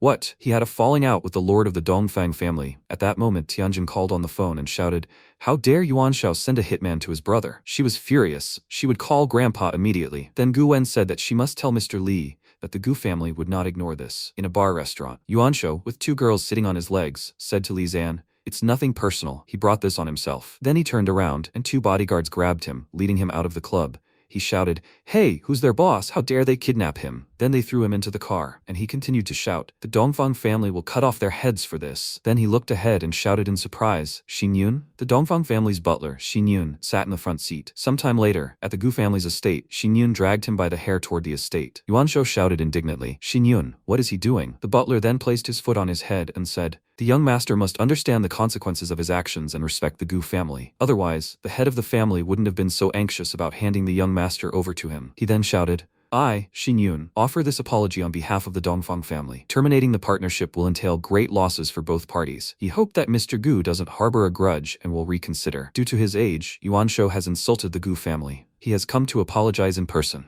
With these words, he kicked Yuanshao, who cried out in pain. Then Tianju came out of the room and said that grandfather said they insulted his benefactor. From now on, he's their family's enemy, asking them to leave. Right now, it's important for the Dongfang family to maintain the family tradition. Xinyun said the Dongfang family was acting at their own discretion in this matter. At that moment, Gu Wen, watching from the balcony, declared that after what happened, the Dongfang family would never allow anything like this to happen again. MC asked, "Did he call him just for that?" He replied, "Of course, it's not just that. He found what he was looking for." After a while in the car, Xinyun answered the phone and said, "Yes, he understands." Yuanshao sat next to him and said, "Father." The butler looked at him and said, "The head of the family asked me to tell him that he doesn't consider him a worthy candidate to succeed his business. He can no longer appear in the Dongfang family." Yuanshao put his hand on his shoulder and shouted, "Xinyun, he must beg his father to forgive him. This is all because of Li Zan. It's all his fault." But Xinyun kicked him out of the car and told him to take care of himself, young master. The next second, the car drove away, and Yuanshao, frowning, shouted, "Xin Yun, he's just his father's little dog. When he returns to the family and becomes the head, he'll be first on his list, and then he'll kill Li Zan and Gu Wen." After a while, the protagonist was directing magical items into the forge, and it began to emit smoke. After that, he said he would begin. The spirit handed him several items and shouted, "Ready." The protagonist looked at the items and thought, the shapes of the magical weapons are different, but they're all designed for defense. Any master can break them. At that moment, the spirit shouted, "Eat. He wants to eat brains." And the protagonist thought only a few blows could withstand this. After that, the spirit awkwardly said that he was hungry. Then MC left the room, and noticing GC, asked if he could see her for a second. He sat down next to her, holding the item in his hands, and she asked when he had managed to buy it. He placed the item around her neck, and she thought that this fool had become much kinder. After that, he said that he personally made a pendant. She should wear it, it will protect her. He will feel better this way because he can't always be around. She asked where he was going. He replied that the Gu family had prepared something for him. She said, well, he should come back quickly. He replied, okay. After that, he walked out of the room. Lycoon stood at the entrance and said, "Sir." He pointed an object at his hand, and he shouted in surprise, "Sir, what is this?" He said that this thing would help him in his training.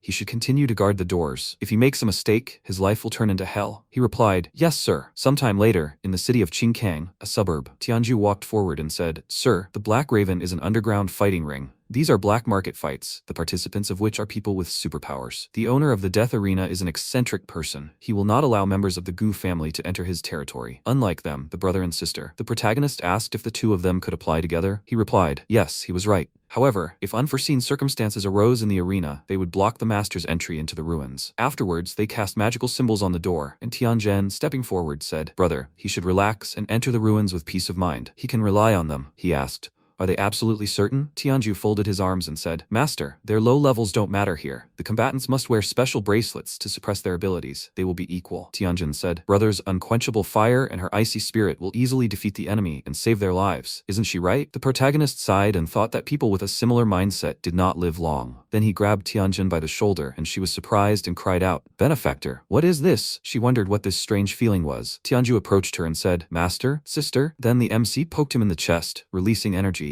and he burst into flames and started screaming. He thought his superpower had gotten out of control. What had the Lord done to him? The protagonist told him to concentrate on his feelings. He thought, feelings? His flames no longer burn him, they will become a part of him. If he uses his power correctly. The next second, the clothes on his body tore. He clenched his fists and screamed. Tianjin asked, "Brother, why did he stop controlling his power? Isn't it dangerous?" He looked at her and told her not to worry. "Sister, he seemed to have become different. The flames no longer harm him." She responded, and after his words, she also felt a change in her body. A pleasant aroma began to envelop her, a scent similar to the scent of her benefactor. The protagonist said that he had removed the seals from their chi. This is their reward for entering the ruins. After that, they thanked him. Tianju added, "He thanks him, Lord. In the future, he will become a great master, and he will go through fire and water for him." The underground arena, the Black Raven. A man, pointing a finger at the guy, shouted that if he lost another match, he would lose his daughter. He replied that he understood. A man next to them said that next time he would kick his ass. Another man said that he sold his eyes. Did he really lose? Tianjin, walking forward, covered herself with her hood and said,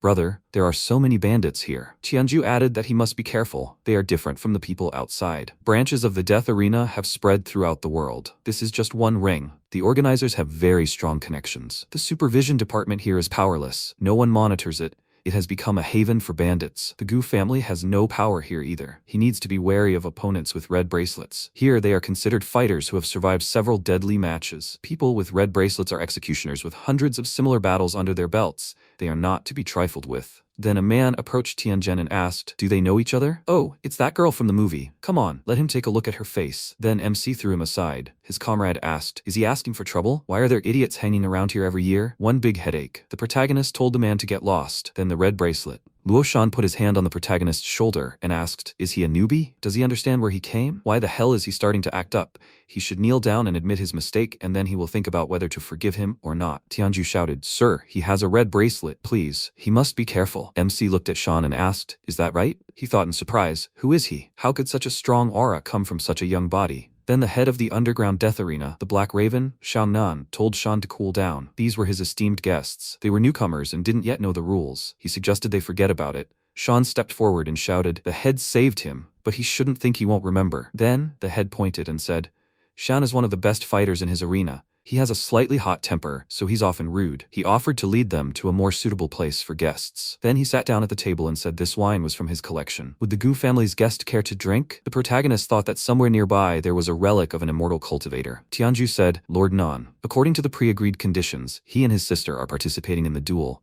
But does he mind the master's participation?" He replied, "It's their right. However, they shouldn't tell him afterwards that he didn't warn them. They alone are responsible for any consequences. Besides, they're participating in a duel to the death, and he's not losing any money. It's pure excitement." Tianjin shouted, "Brother, maybe he'll change his mind? It's very dangerous here." Why did brother close his eyes? At that moment, the protagonist closed his eyes and began to concentrate. He thought, a soul-stealing relic? That would be a problem for intruders. Then he told them to reserve a spot for him. He'd head to the ruins. Tianju asked, "Does the Lord want to see their results?" Tianjin thought, "It turns out he's worried about them after all." They said, "Sir, they won't let him down." He walked forward and thought, first, he needs to deal with the relic. After a while, the spectators on the death arena shouted joyfully, "Come on, he must kill him. He bet on him." The protagonist, watching the scene, thought, in the past, immortal cultivators often fought to the death, and the crowd loved it. The insidious relic steals souls, but it has a drawback. It doesn't affect the remaining soul. If he enters with a fragment of the soul, he won't be at risk. All that's left is a small matter. The next second, he released energy from his fingertip. Meanwhile, the ruins of an immortal cultivator beneath the death arena. The energy surged forward and the MC, in spirit form, flew on and thought, immortal cultivators erect such structures in places where spiritual power accumulates, so that time won't affect the contents of the vaults. But why is this relic so much trouble? Then he noticed the statue begin to move. He thought, as he suspected, the cultivators expected someone to split the soul and infiltrate the ruins, so they left guards. Their habits are somewhat similar to those of the Blood Soul sect in their prime. Then he placed his fingers on his forehead and asked, how dare he, a little demon, stand in his way? He then used Heavenly Chi Rift. A powerful energy scattered around him, then he flew forward and thought they were low-level weapons. What he wanted was deeper. The next second, a monster leaped straight at him. He thought, a soul-stealing monster? The protagonist extended his hand and said, tame it. Ling Yu's sword technique, second style Path of Curse. A powerful energy rushed straight at the monster, and it fell to the ground, dead. MC spoke again. Several magic swords pierced the monster's body, and the protagonist thought he couldn't sense the exact direction of the formation. Most likely, it was hidden from prying eyes. Then he turned around, hearing a voice asking for help.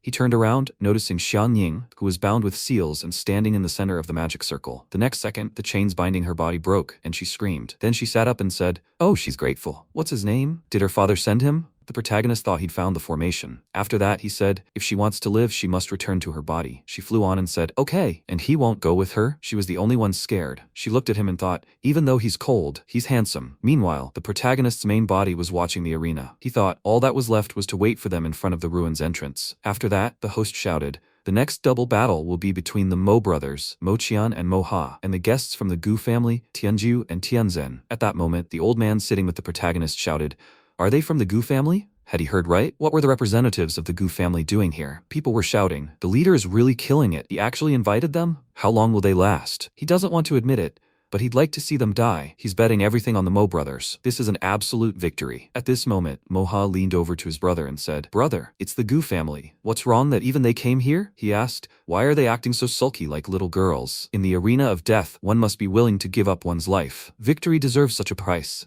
He took up his weapon and added, "They've been on the brink of death so many times. Nothing scary. Spoiled brats should regret their decision." At this moment, Tianzhen concentrated energy in her hand and said, "Brother, they look strong." Tianju told her not to be afraid. The master has helped them, so victory will be easy. He charged. Tianzhen also launched an ice attack forward. The leader shouted, "Let the slaughter begin. They must watch." At that moment, Tianju used elusive flame, unleashing a massive amount of fire attacks at his opponent. Moqian, easily dodging his blows, asked, "Does he want to outsmart him?" He used flash. Tianju thought in surprise, "Wow, it's like he's going supersonic." Then he frowned and thought, "The game's over." Moqian swung his weapon and struck. Tianju kicked him, knocking him aside. Moqian concentrated energy in his hand and said that his move was unprofessional. He threw a cloud of dark energy at him and shouted for him to take it. Tianju gritted his teeth and thought, "Damn, he can't see anything." At that moment, Moqian appeared behind him and striking, shouted for him to try his blade. At that moment, Tianzhen cried out in fear, "Brother!" But Moha aimed a stone attack at her and shouted that she should think about herself. She cried out in pain,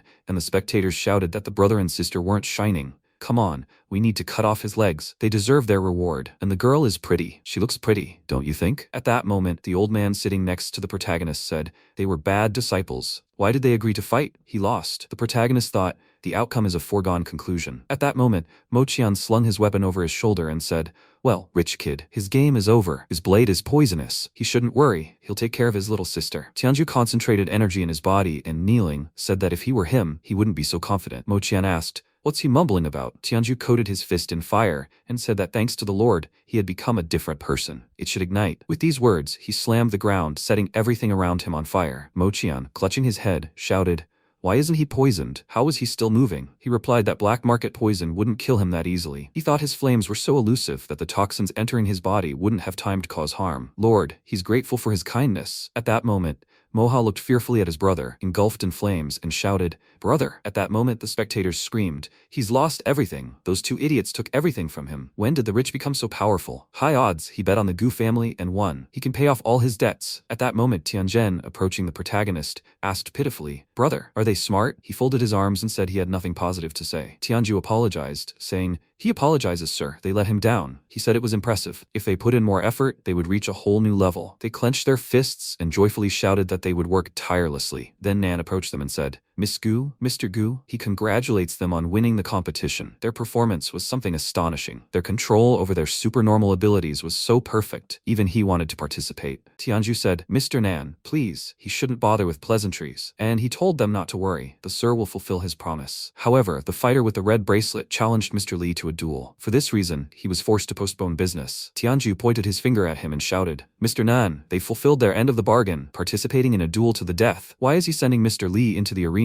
He replied, "The Black Raven rules are this. An opponent with a red bracelet has the right to challenge anyone present, otherwise they will be banned for life." He couldn't explain to his superiors why he'd broken the rules. On the other hand, it felt like a favor to Mr. Li. MC then declared that he would accept the fight. Tianju wanted to object, but he said there was little chance they could carry out their plan. They were relying on fate. Tianju bowed and said, "Yes, sir. They will watch his fight extremely closely." Tianzhen wished him luck, and he stepped forward. He passed through a special barrier, and the system informed him to undergo testing after putting on the bracelet. The protagonist looked at the bracelet on his hand and thought, "This is a magical weapon for suppressing cultivation. Not a bad device." At that moment, one of the workers adjusted his glasses and, looking at the monitor screen, said, "It's strange that the young man's strength is an order of magnitude above average. He's not a cheater, and he can't detect any other abilities. Who is he?" His partner told him to forget it. He'll die in the arena anyway. His opponent is a blood demon. Then the protagonist was told to come forward and not to be shy. He stopped near the high bars. The host announced, "Dear spectators, are you already anticipating their next fight? The show begins. Their next new fighter is named Li Zan. He's performing in the death arena for the first time, and his opponent has been close to death more than once. He's the strongest among the red bracelets in their city and in their arena. Blood demon, Shan." The spectators shouted, "Mr. Shan, he must kick that pale face's ass. Come on, Shan. They've bet everything on him.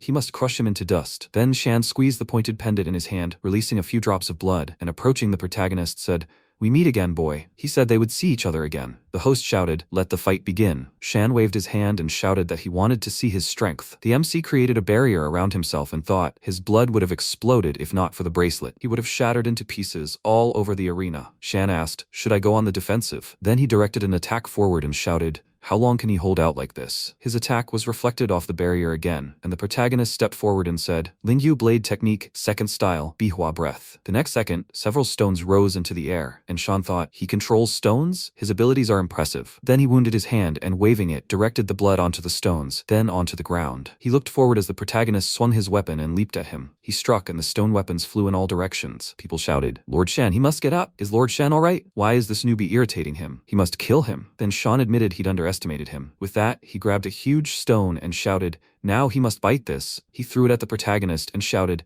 "He must receive." But the protagonist erected a barrier in front of himself, and the next second, the stone exploded, releasing a huge amount of blood. The protagonist thrust his right hand forward and thought. In a short moment, he figured out how best to penetrate his defense, despite his meager abilities. Commendable. A small wound appeared on his cheek. Shan shouted, "What the hell is he doubting him? He's the strongest red bracelet. He's the invincible king of the arena, the blood demon. He'll use the blood he spilled." The next second, the blood from the protagonist's face flew toward his opponent. Tianjin cried out in fear, "Brother!" Tianju shouted, "Master!" The spectators laughed and shouted, "Master Nan!" But give him credit. This game is mind-blowing. The kid's brains scattered all over the arena. There's nothing more exciting than a fight to the death. Then Tianju clutched his head and shouted, "Master couldn't survive. If he hadn't led him into the arena, none of this would have happened. How will he explain this to Grandpa?" Tianjin placed her hand on his shoulder and told him not to worry, that the master would be fine. At that moment, Shan wondered why the victory signal hadn't sounded. An MC said, "He's more interesting than he thought." His opponent screamed in surprise, "What the hell? How did he survive?" He said another opponent would have surely died under his attack,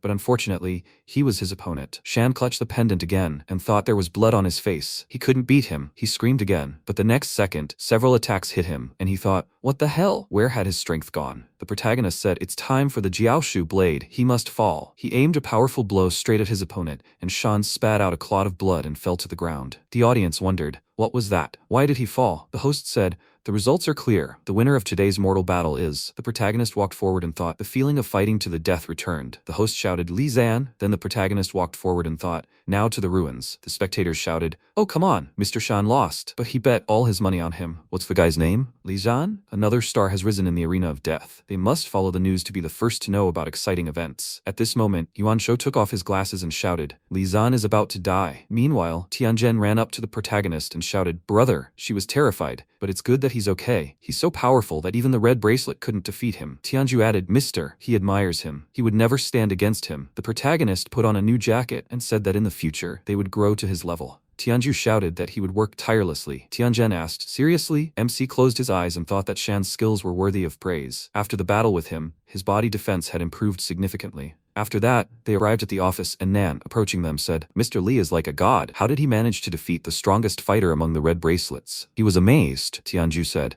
"Lord Nan, is he trying to pretend that he doesn't owe them?" He replied, "Of course not. He would lead them." With these words, he pointed to the door, then opened it, and looking at the stairs, said that they should follow him down. They went further. He added that he apologized for being impudent, but for what reason did they wish to visit this place? Tianju replied that the gentleman had personal reasons and he should refrain from asking unnecessary questions. He said that he was not exaggerating when he said that anyone who went there was doomed to die. His little Shang-in fell into a coma after that. He spent an unimaginable amount of money on doctors, but all to no avail. And he, Mr. Li, could have made a career in the arena. It would be a shame if something happened to him. After that, the protagonist said that his daughter was fine. He shouted in surprise, "What? What did he say, Mr. Li?" At that moment, he received a call from Mr. Nan. The lady had regained consciousness. She had come out of her coma. He shouted in surprise, "Had regained consciousness? How was she?" He thought, how did he know this? It was incomprehensible. Did he really save his little girl? Then the protagonist walked forward and said that he knew where to go. He didn't need to bother. It was better for him to visit his daughter. He shouted that he had to leave now, but he expressed his deep gratitude to him. He would never forget his kindness. Then Tianjin looked at Tianju and asked how her brother knew what had happened to the arena owner's daughter. Did he save her or something? When did he manage to do it? He said Master Li's magic was beyond their comprehension. After a while, Shan ripped the IV out of his arm and shouted, "Damn Li Zan, he's dead." He rose from the bed, and the doctor extended his hand to him and said,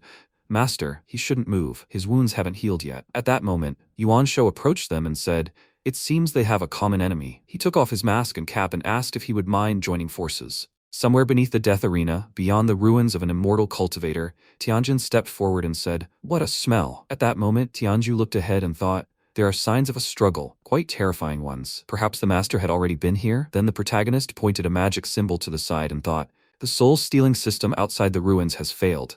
We need to go even further. He pointed a magic symbol forward and said, a barrier has been erected at the entrance to prevent the master of the tomb from being disturbed. Tianju said, it turns out that following him can yield a wealth of useful knowledge, master. The next second, a huge skull in front of them said, he must give it to him. The protagonist frowned and asked, does he want to absorb it? Then the skull began to crack and crumble. After that, the protagonist said, forward. Tianjin thought, wow, did one look kill him? Meanwhile, Sean emerged from around the corner and said that he'd seen a lot in his years in the arena, but he didn't know about this place. Who the hell is this Li Zan? Yuansho said, it doesn't matter who he is, he'll die here anyway. After that, he turned slightly and said, it's time to play his trump card. He looked at the two representatives of the 9th level of ability, of unknown power. Meanwhile, deep in the ruins, MC walked forward, and Tianjin followed him, saying that the further they went, the stronger the scent became. He thought, Tianjin's sensitivity to spiritual power is amazing. She has a great future ahead of her. Then he stopped, pointing to the side. Tianju asked, is something wrong, sir? He gestured for them to be quiet, and then they hid behind him. The next second, several spirits flew in front of them. Tianju asked, my god, what is this? The protagonist said that ancient cultivators often used ghosts as guards. They could proceed further. Afterwards, they entered the room. Tianju, looking around, said how many magical weapons were here. Tianjin asked who had lived here before. Then she noticed a chest, from which a voice said, I must help him, free him. She reached out to the chest, and then a terrifying spirit burst forth. Tianju cried out in fear, sister. The spirit grabbed Tianzhen, and she screamed for him to let go. The spirit said this body was his. Then the protagonist sent powerful beams of energy forward, hitting Tianjin right in the chest. Tianju ran up to her, lifting her by the shoulders and asked, is she okay? She asked, what happened? Then the MC summoned items to himself, picked this up, thinking, a jade pendant. He suspected such things. Blood sects use them, so they're dealing with one of his representatives. Why are there identical sects in this world and his? However, the path to Taoism is through 3,000 worlds. Perhaps that's why the name and items are the same. The ancient relics are imbued with great spiritual energy. He thinks he's already close. The next second, an explosion occurred near them, and Sean stepped forward through the destroyed door and said, boy, he must remember that this isn't an arena. He won't hold back. Then the protagonist created a magical barrier near his comrades and ordered them to stand here. Sean said, he will experience such despair. He fired several blood projectiles and shouted that he must die, but MC sharply dodged, then created a barrier and detonated the blood projectiles. Tianju said, just because he lost in the death arena, this freak gathered his minions to deal with the master. How shameless. Tianjin added, can little brother handle a mid-level expert and 2 9th rankers? At that moment, the protagonist, looking at the attackers, thought, without a magic weapon, he had demonstrated average skill, yet he had broken through their defenses without difficulty. Moreover, he had the advantage of superpowers. This was a worthy opponent for his peak strength. The next second, he dodged the attack again, and, concentrating energy in his hands, created a weapon. He thought that the battle would awaken his true energy, a major leap forward for his cultivation. After that, he swung the weapon several times, directing several slashing attacks at Shan. He shouted, what childish tricks! He concentrated blood around himself and shouted, worthless idiot! After which, he created several sharp projectiles from the blood and aimed them at the protagonist. He thought that when the blood coagulates, spiritual power accumulates within, causing an explosion. Apparently, this was his trump card. He used the Lingyue sword technique, 4th style, annihilation. The next second, another attacker jumped straight at him. MC dodged and thought, bait. His physique resembled a forest spirit capable of self-healing. What if? The next second, he left several cuts on his back, and a small explosion occurred. At that moment, Yuansho peeked around the corner and thought, Li Zan, he's brought trouble upon himself. Tianju shouted, a fighter who can self-heal can produce endless blood, and another one is using it as a weapon. Have they really reached such a high rank? Tianjin shouted, is brother in danger? At that moment, the protagonist rose up and used the Lingyue sword technique, 5th style, moonlight. Shan walked forward and asked, hey, is he still alive? Then he lifted the level 9 creature and said that this carcass could constantly heal, but it couldn't grow brains. Such are the costs of superpowers. His blood and body are his weapons. How long does he think he can last? The protagonist closed his eyes and said that if this is all he can do, he's overestimated himself. Then he pointed the Jiaosu sword forward and unleashed a single force. He swung the weapon and thought that now he must die. He dealt a few more blows and Shan fell to the ground. The protagonist pointed his sword at him, but he laughed and said that without restraining bracelets, he can explode like a volcano and attack with lava. Does he really think he can escape from him? Then he thought in surprise, how is this possible? The power of his blood disappears as soon as he gets close to him. How? Then the MC swung his sword and said, it's time to finish. but the next second, he deflected the bullet with his sword and looked away. At that moment, Shan grabbed his subordinate, and the protagonist fell to his knees. Shan shouted, "Does he think he only helps him regenerate blood, gas, heat, even electricity? Everything in this world can be useful to him. The warhead was made using a super powerful current. In other words,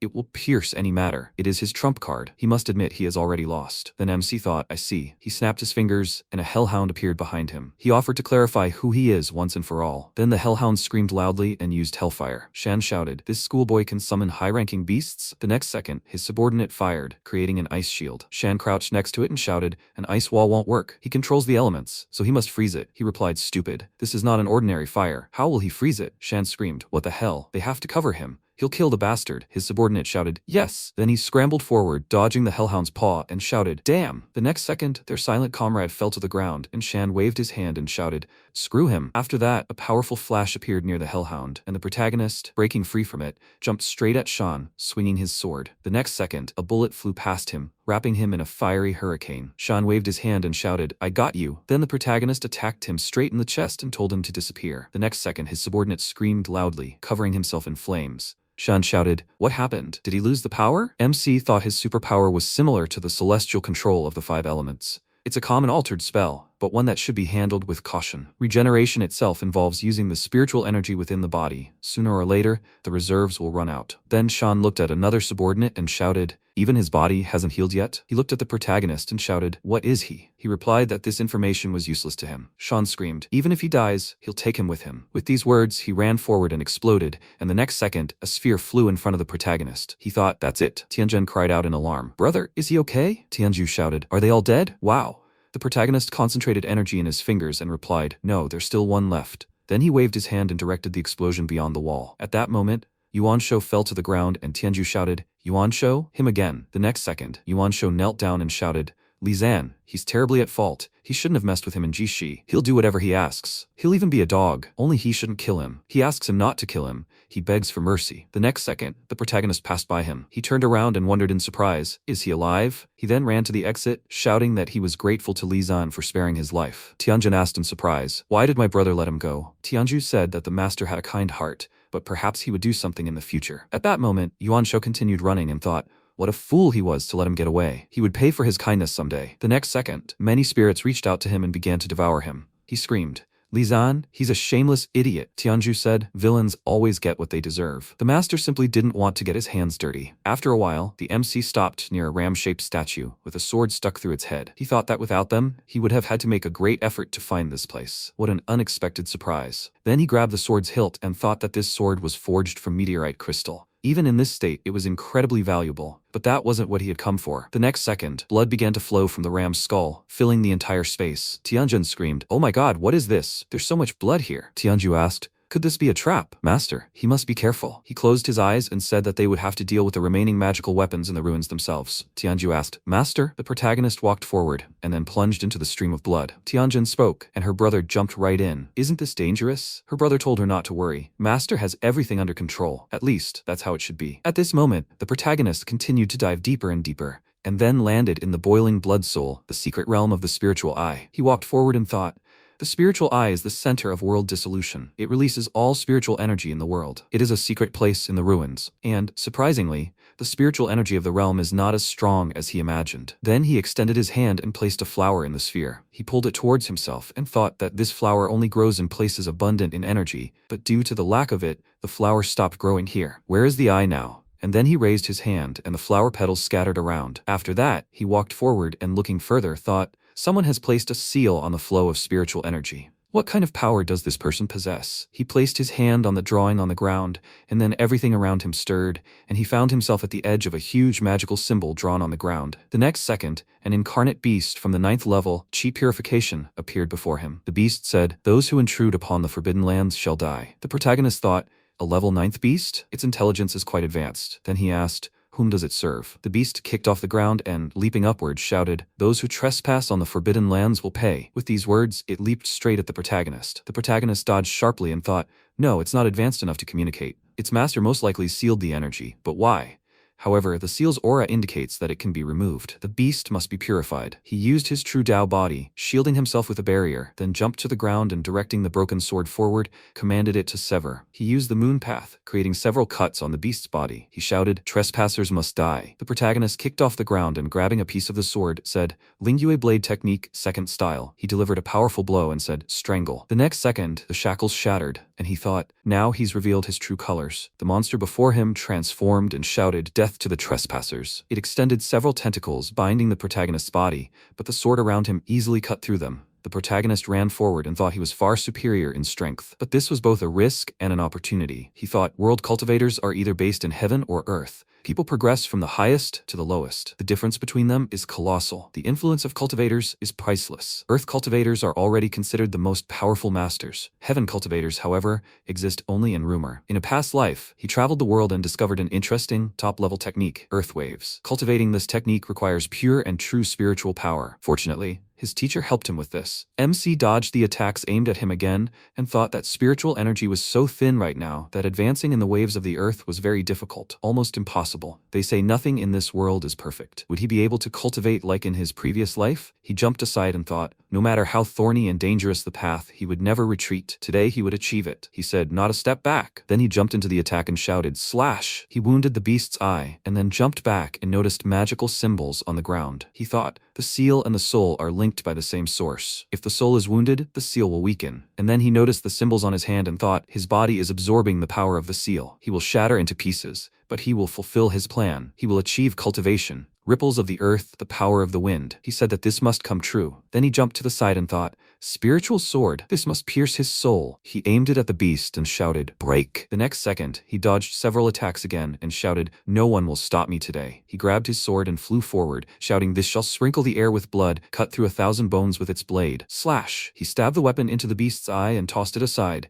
using the Eye of Vengeance. Multiple eyes released energy, binding his body, and he shouted, "Back!" The beast advanced, and the protagonist landed behind it, delivering a powerful blow. He leaped upward and said, "This shall not be destroyed, shall not stand, shall not cause harm, and shall not be opened. Earth cultivation has been established." The beast screamed loudly. The protagonist looked at it and, dodging its attack, used a cultivation stage technique, a rapid movement technique. Then he concentrated energy on the tip of his finger and chanted, "Lingyue blade technique, first style, ice mirror." The next second, everything around the beast and the beast itself were covered in ice. But then the beast let out a loud roar, releasing several streams of energy directly at the protagonist, but he dodged and, grabbing the blade, chanted, "Jiaoshu blade power, second style, pillar." The next second, several more of his copies appeared next to him, and he said, "He's finished." He and his copies dealt a huge number of slashing attacks to the beast, and then the protagonist walked forward and, looking at his hand, thought that he didn't know who put him as a guardian, but thanks to it, he had achieved the Earthwave technique, and he dared to guess that this power was much more powerful than the previous one. What was the reason? So many questions and no answers. Someday he would find out everything. The eye would give him a huge amount of energy. He believed that he would soon regain his strength. Meanwhile, Tianzhen spoke, the pleasant scent growing stronger. Tianzhu said he also felt something had changed. Perhaps it had something to do with the master? At that moment, flowers filled the surroundings. Meanwhile, Gu Wen sat at the table and, taking a cup of drink, said, "The Gu family has been waiting for this day." After a while, Dongfang Yuan, the head of the Dongfang family, extended his hand and said,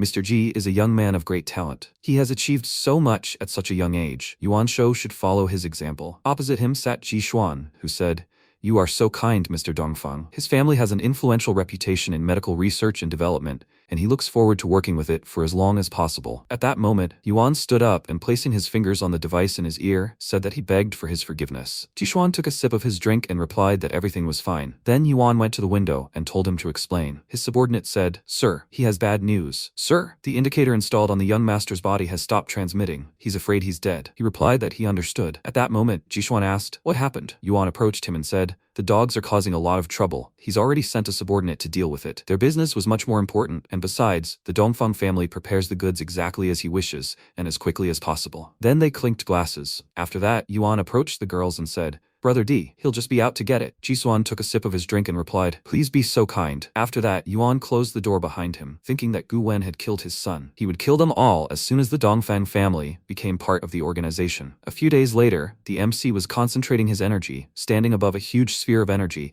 and then a chest appeared next to him, from which Shuiyu jumped out and said, "Freedom." She then looked at the protagonist in surprise and thought, a heavenly level Taoist? Is she delusional? She should have been so talented. She wouldn't have had such problems. Then the protagonist, noticing her, slammed his hand on the ground. She jumped back in fear and shouted, "Hey, what's wrong with him? Why did he start fighting? She'll forgive him if he apologizes." He said the amount of spiritual energy his body can absorb is running low. If he wants to continue practicing, it will still take some time to refine the spiritual energy in his body to its true essence. He thought that if he can compete with an opponent of similar strength, the transformation of true energy will be more effective, requiring half the effort. Then Shuyu shouted indignantly, "Hey, is he even listening to her? She's a cat of omen." He asked, "What, a cat that gazes into the heavens themselves?" She said, "Yes. She's a very popular cat." He turned around and asked how she got through the barrier. She replied that she didn't know, that she was grabbed and stuffed into this rotten box, and when she woke up, she was already here. The protagonist folded his arms and said that she didn't even know how she got here. He had no desire to get involved with her.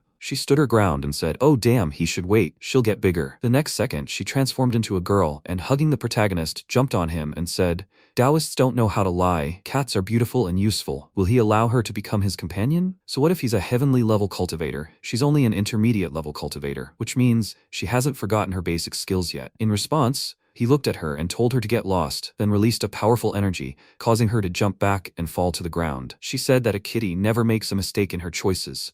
He is a true Taoist. She decided so. Then a huge cat's eye appeared in front of the protagonist. He clutched his chest and remembered how in his past life she said that the feeling of failure in overcoming adversity is not good. No matter how much he trained, he cannot escape fate. As long as he is by her side, she will help him survive the troubles. Then, he grabbed her in the present tense. He grabbed her by the ear and asked if she thought illusions would work on him. She told him to let her go. It was her fault. A kitty should not disobey her elders. She asked him to let her be with him. He told her to help him survive the catastrophe, and he will help her live longer. She replied that she was all ears. Meanwhile, Tianjin concentrated her energy. Tianju asked sister why her strength had increased. She replied that she didn't know, but she thought meditation gave her energy. He wondered in surprise, was his sister a genius, and he just a loser? The next second, the statue next to them began to bleed. He jumped up and cried out in surprise. "What is this?" Tianjin shouted, "Brother's back." "But he's not alone. Are there two of them?" Tianju asked, "Who is this lady?" Shuiyu introduced herself. She said she was a Taoist's companion. MC asked in surprise, "Huh?" After a while, Shuiyu reached for the bowl, and Tianjin thought, "Companion, is this really what she thinks it is?" Shuiyu said their food was delicious. Tianjin wondered if this woman was her brother's Taoist companion. At that moment, the protagonist thought there was a surge of spiritual energy nearby, but his cultivation is making progress. He needed to find the eye as soon as possible. Then Tianjin happily said, "Brother, she's reached level 4. He replied, "Keep it up." He looked at Tianju and asked, "What about him?" He awkwardly scratched the back of his head and replied, "He's still working, but he thinks it will work out soon." "Sir, did you hear what happened to Yuan Shou? They're worried they'll take it out on Miss Ji and Miss Yuan, since they're related to the Gu family." He replied, "There's no point in worrying, everything will be fine." At that moment, Shuyu bit into a fish and said, "The fish is melting." After a while, Laikun stood in front of the killer and said that he'd already told him that the person he was looking for wasn't here. He replied, "It's a lie. He's a professional, and he won't deceive him." Laikun pointed his finger at him and said, "If he doesn't understand with words, he'll explain with his fists." The killer immediately rushed forward, brandishing his weapon, and shouted that he would demonstrate his abilities. His blade will pierce him. But at that moment, Laikun held up a shield in front of him, and the attack passed through it, and he asked in surprise, "What?" The killer pointed a gun at him and said, "Mission accomplished." They had very similar strengths and even capabilities, but he was still better. He launched another attack and shouted, "Shining blade." The weapon pierced Laikun's arm, and he thought, "Damn, the wound won't heal for a long time because of its metal." Then he pointed the weapon at the killer and shouted, "He's celebrating too early." The killer took a stance and told him to shut up, dog. He's the best killer. Blade tremor. Laikun's body became covered in armor, and he breathed heavily and shouted, "Get back." At that moment, the protagonist and Shuiyu were watching them from a nearby rooftop. Shuiyu sat down on the edge of the roof and said, "You should have taken a quick nap, because the carnage is already in full swing here. What kind of ability is this? It looks like magic, but more complex. The big guy looks like he's about to be killed. He doesn't want to help." She looked at the protagonist and he replied, "No need. Since ancient times, battles have been life or death. Only the chosen few could achieve anything." She said how emotionless he was. He said that if he couldn't defeat opponents of equal strength, then he had no right to follow them. At that moment, another attack landed in Laikun's chest. The killer stood in front of him and said, "There's no point in defending yourself." Laikun started coughing, and then the killer swung his weapon and yelled at him to go to hell. At that moment, Laikun heard his name being called. He remembered his mother patting his head and asking if he'd been secretly reading novels again. Then he replied, "Mom, the people who wrote this are amazing. He wants to do that too." She smiled and said, A person becomes strong by striving to protect the most valuable thing they have. Perseverance is the key to success. He happily answered, yes. In the present tense, his eyes lit up and he said that he wanted to become stronger. And the killer shouted in surprise, what? The corrosion didn't work? He jumped back sharply, and Lycun got to his feet and used level 10, Metal Fury, Ancient Lycun. The killer shouted, what the hell is this? How did his hand grow back? Besides, the metal is different now. What the hell? At that moment, Lycun swung his arm to attack, shouting for him to bite his fist. From such a powerful blow, the killer flew back and crouched near the wall. He shouted, a fight is a fight, but why burn clothes? Lycun swung his arm to attack again and shouted for him not to mess around. He better watch the fight. At that moment, MC said, well, that's it. Lycun turned to him happily, and he said that he congratulated him on reaching level 10. He saw everything. He tried hard. Shuyu meowed in agreement, and the protagonist added that he would teach him some training methods later. Lycun bowed and replied that without his bracelet, his profound strength would not have been released like this. He thought, the master has paid attention to him. He is so kind. Then the protagonist walked forward and said that he would handle the rest. At that moment, the killer put his hand to his chest and said that he was a pro, and he would rather die than tell anything. In response, the protagonist ordered Shuyu to talk to him. She jumped off his shoulder and, taking human form, said with great pleasure. Sometime later, the killer was sitting in the bathroom and wondered, shouldn't he be on a mission? Where is he? May was sitting in the bathroom across from him and running her big toe over his ear. Asked, doesn't he know? He's in heaven. He cried out in fear. Aunt May, didn't she go abroad? What is she doing here? She replied that she was here to reward him. She moved closer to him and added, he is very professional at intimidating and luring enemies into traps. Without him, it would be difficult for them to kill Li Zan. He was surprised. He's dead? She replied. She said it was all thanks to him. Does he think a good boy deserves a reward? He replied, he owes his professionalism to his superiors. They made him #1 among the killers. Solving the boss's problems is his duty. He doesn't dare ask for any reward. He is obliged to do everything for the prosperity of his organization. She ran her finger over his chest and said, of course, kid, he is a real pro. He cried out in alarm. Aunt May, what is she thinking? He is an exemplary killer. He can't do this. Then she put her hand to his cheek and said that his body is much more honest than him. Deep down, he still wanted her, didn't he? He replied that she was mistaken, that he treated her like a mother. In response, she hugged him and offered to make all his dreams come true and savor his last moments, because this was his last moment. The next second, her eyes changed, and she attacked him. After some time, Lycun looked at the killer's body and said that it was a special operation. Shuyu said that she thought he was having fun. Lycun wondered what he saw before he died. Why did he die? Then Shuyu added, Li Zan, the guy was sent by the Blackwater organization. There is a person named Aunt May in this. She holds a leadership position. The gang has no connection with the Dongfang family, so what good reason did she have for ordering him? The protagonist folded his arms and told her to go and find out. Sometime later, in Chengje City, the territory of the Blackwater gang, several men carrying bags on their shoulders walked forward. One of them said that the purity of these crystals left much to be desired. His colleague told him to forget it.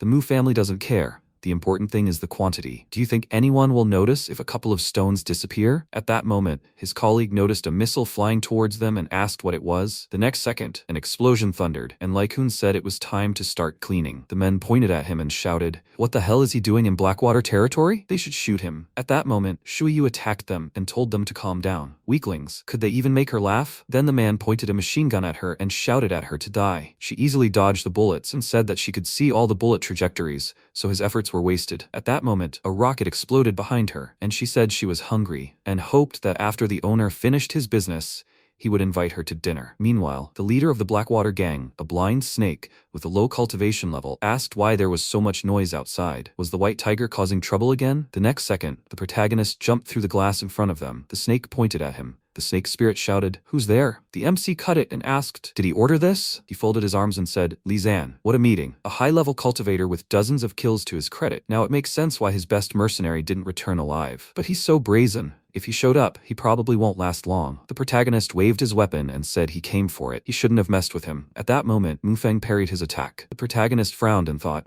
final stage cultivation? The snake said he didn't want to upset Lady Mu. Mufeng said Aunt May isn't here. Who does he think runs the organization? Important negotiations will take place today, which must not be disrupted under any circumstances. Otherwise, who will answer to Aunt May for this? He's currently the acting head. Success and cooperation with him today depend on Lady Mu's support. She's confident she'll make the right decision. She hopes he'll keep his word. The protagonist said she has the potential to be a remarkable person, so why did she get involved with him? The girl sent a blast of energy at him and shouted, it's none of his business. The creature then shouted, no one dares interfere with the Mu family's negotiations. Then furniture fell on him and he jumped back and asked, did she bring the box to life? Mu Feng looked at him and said, he'll come and regret his birth. The protagonist created a weapon and said, interesting. She said he decided to attack her chimeras with this broken blade. He shouldn't make her laugh. She directed an atomic flame at him. The MC responded by using the Lingwei sword technique. Mu Feng said her fire could melt metal, but she couldn't handle this stump. Then she looked up in surprise and asked, did he just cut her puppet apart like that? She was in big trouble. Then the protagonist ran at her and she said, but all is not lost yet. She pointed the puppet at him and told him not to underestimate her. Weapons flew around, and the protagonist wondered if the box contained firearms. The girl could control a large number of chimeras. He dodged the attack and said, it's good that he has experience in the real world, and yet she hasn't yet reached his level. With these words, he swung his weapon. The snake was surprised. Who is he? And then he shouted, Miss Mu, she must be careful. The protagonist walked forward and asked, is this her forte as a manipulator? He thought about his previous encounter with the Tang clan. They had similar abilities, but the difference was still noticeable. Perhaps the lack of spiritual energy in this world is the reason why people with superpowers are so common. Ability enhanced. Then Mu Feng said that she admitted defeat, so it would be better to discuss other matters. What he mentioned had nothing to do with her. The snake said, Lady Mu, she can't just abandon him like that. The protagonist told her to tell him about the people behind her. The next second, she released threads from her fingers and said how easily he fell for her trick. The sonic drill, the nets. The protagonist walked forward and thought, showing submissiveness, so that he would relax his caution. Further confirmation that no one can be trusted. Knowing that she wouldn't be able to get close to him directly, she decided to close the distance. She aimed the threads at his vital organs. Does she think he won't have time to attack? The next second, his body was covered in stone. The snake smiled and said, Lady Mu, why is she hesitating? She must kill him. She asked, does he think she can kill him? Then the protagonist said, blade, and a powerful stream of fire erupted from the protagonist's body,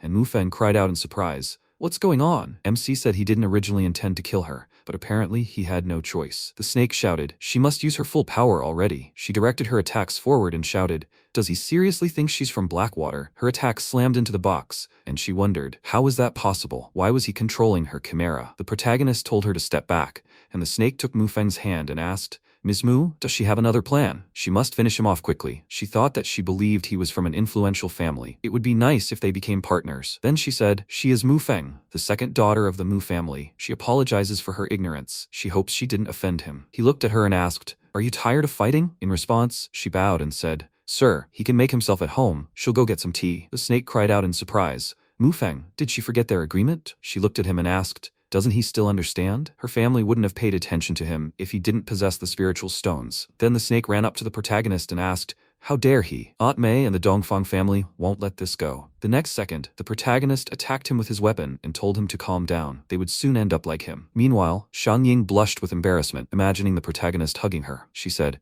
Mr. Li left before she woke up, and she so wanted to thank him for his kindness. If they fell in love, they would get married and have children within 3 years. At that moment, her father placed his hand on her head and told her to think about her studies, not boys. Li Zan is a high flyer. He enjoys the support of the Gu family. She hardly had any luck with him. She asked, Daddy, what is he talking about? He smiled and told her not to worry, that he would seek help from the death arena someday, and she would meet him there again. Meanwhile, the men burst into the room, and one of them shouted, Boss! He noticed the protagonist and shouted, Who the hell is he? He turned around and asked, do they want to fight him? They looked at him thoughtfully, then abruptly dropped to their knees, and one of them shouted for him to accept them. The MC said, smart ones. Then Zhu Wei, the second head of Blackwater, said that in their base, the top position goes to the strongest. Blind Snake defeated him and took over the role of leader of Blackwater. The person who defeats him will become their boss. These are the rules set by Aunt Mei. The protagonist asked, Aunt Mei? Yes, the woman everyone is constantly talking about. Then he sat down on the throne and told them to tell her that the leader had changed. At that moment, Mu Feng thought, this man is used to keeping everything under control. He has no shortage of arrogance. Aunt Mei is the real leader of the gang. She has a very close relationship with the Dark Pavilion. Then Zhu Wei said, yes, they are deviating immediately. He thought,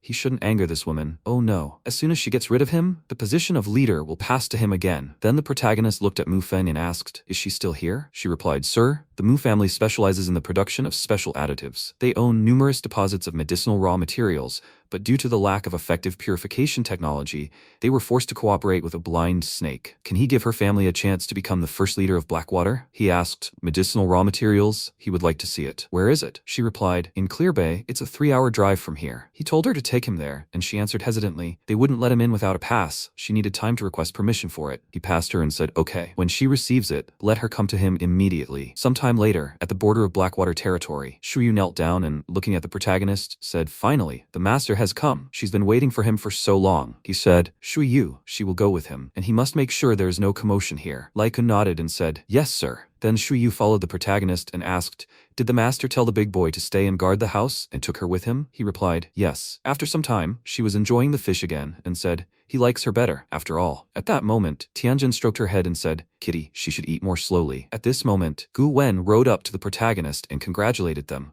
their strength having reached the next level. He replied that it would have taken him longer if he hadn't helped them. He said that not only had he returned victorious, but he had also brought his grandchildren back safe and sound from the death arena. He was very grateful. Then Tianju approached the protagonist and said, sir, his grandfather specially chose this residence for him. No one will interfere with his cultivation here. Security is top-notch, so no one can approach him undetected. The protagonist looked at the key in his hands and thought, even the key radiates spiritual energy. It seemed the Gu family had gone to great lengths to please him. He then took the key and said, wonderful. Gu Wen said, this is the least he can do for him. They've called more people to search for the spiritual eye, so they should expect news soon. Then the protagonist rose from his seat and, approaching Gu Wen, said that he was more useful than he thought. The next second, he placed his finger on Gu Wen's forehead and released energy. Tianju shouted, Grandpa! Tianjin turned around and thought, this feels familiar. The next second, Gu Wen fell out of his chair, and Tianju, perplexed, asked, sir, why? The MC said that since his strength had increased, he couldn't help but reward them. The next second, Gu Wen rose to his feet and shouted in surprise, oh my god, he can stand on his own again. Tianju began to cry and shouted, Grandpa. Gu Wen, trying to hold back his tears, said that he had already resigned himself to spending the rest of his life in a wheelchair. Then he knelt before the protagonist and said, sir, he is very grateful to you for your kindness. He hopes that someday he will be able to repay him in kind. He replied that he should be loyal to him, and he would rise to even greater power. After a while, Mei came out of the pool, hearing her phone ring. She answered and asked, hello? She understood. At that moment, a man approached her and asked, what's wrong, Mei? She replied, it's nothing. Just some boy who imagined himself the leader of her gang. A stupid boy who decided to compete with her. The man leaned towards her and asked if she needed his help. She replied in the negative. She would teach him a lesson herself. After a while, Tianju pointed to the side and said that his grandfather had personally designed this residence. Did he like it? The protagonist walked forward and thought it was much better than his previous shack. He said he would go. And then Tianju waved his hand and said that, in that case, they would not bother him. Tianjin waved her hand and said, bye, sir. He replied, see you later. After that, he walked forward and thought there was a high concentration of spiritual energy in the air. Maybe he could fix his blade? Then he sat down in a meditative pose and pointed the forge and blade forward. He said,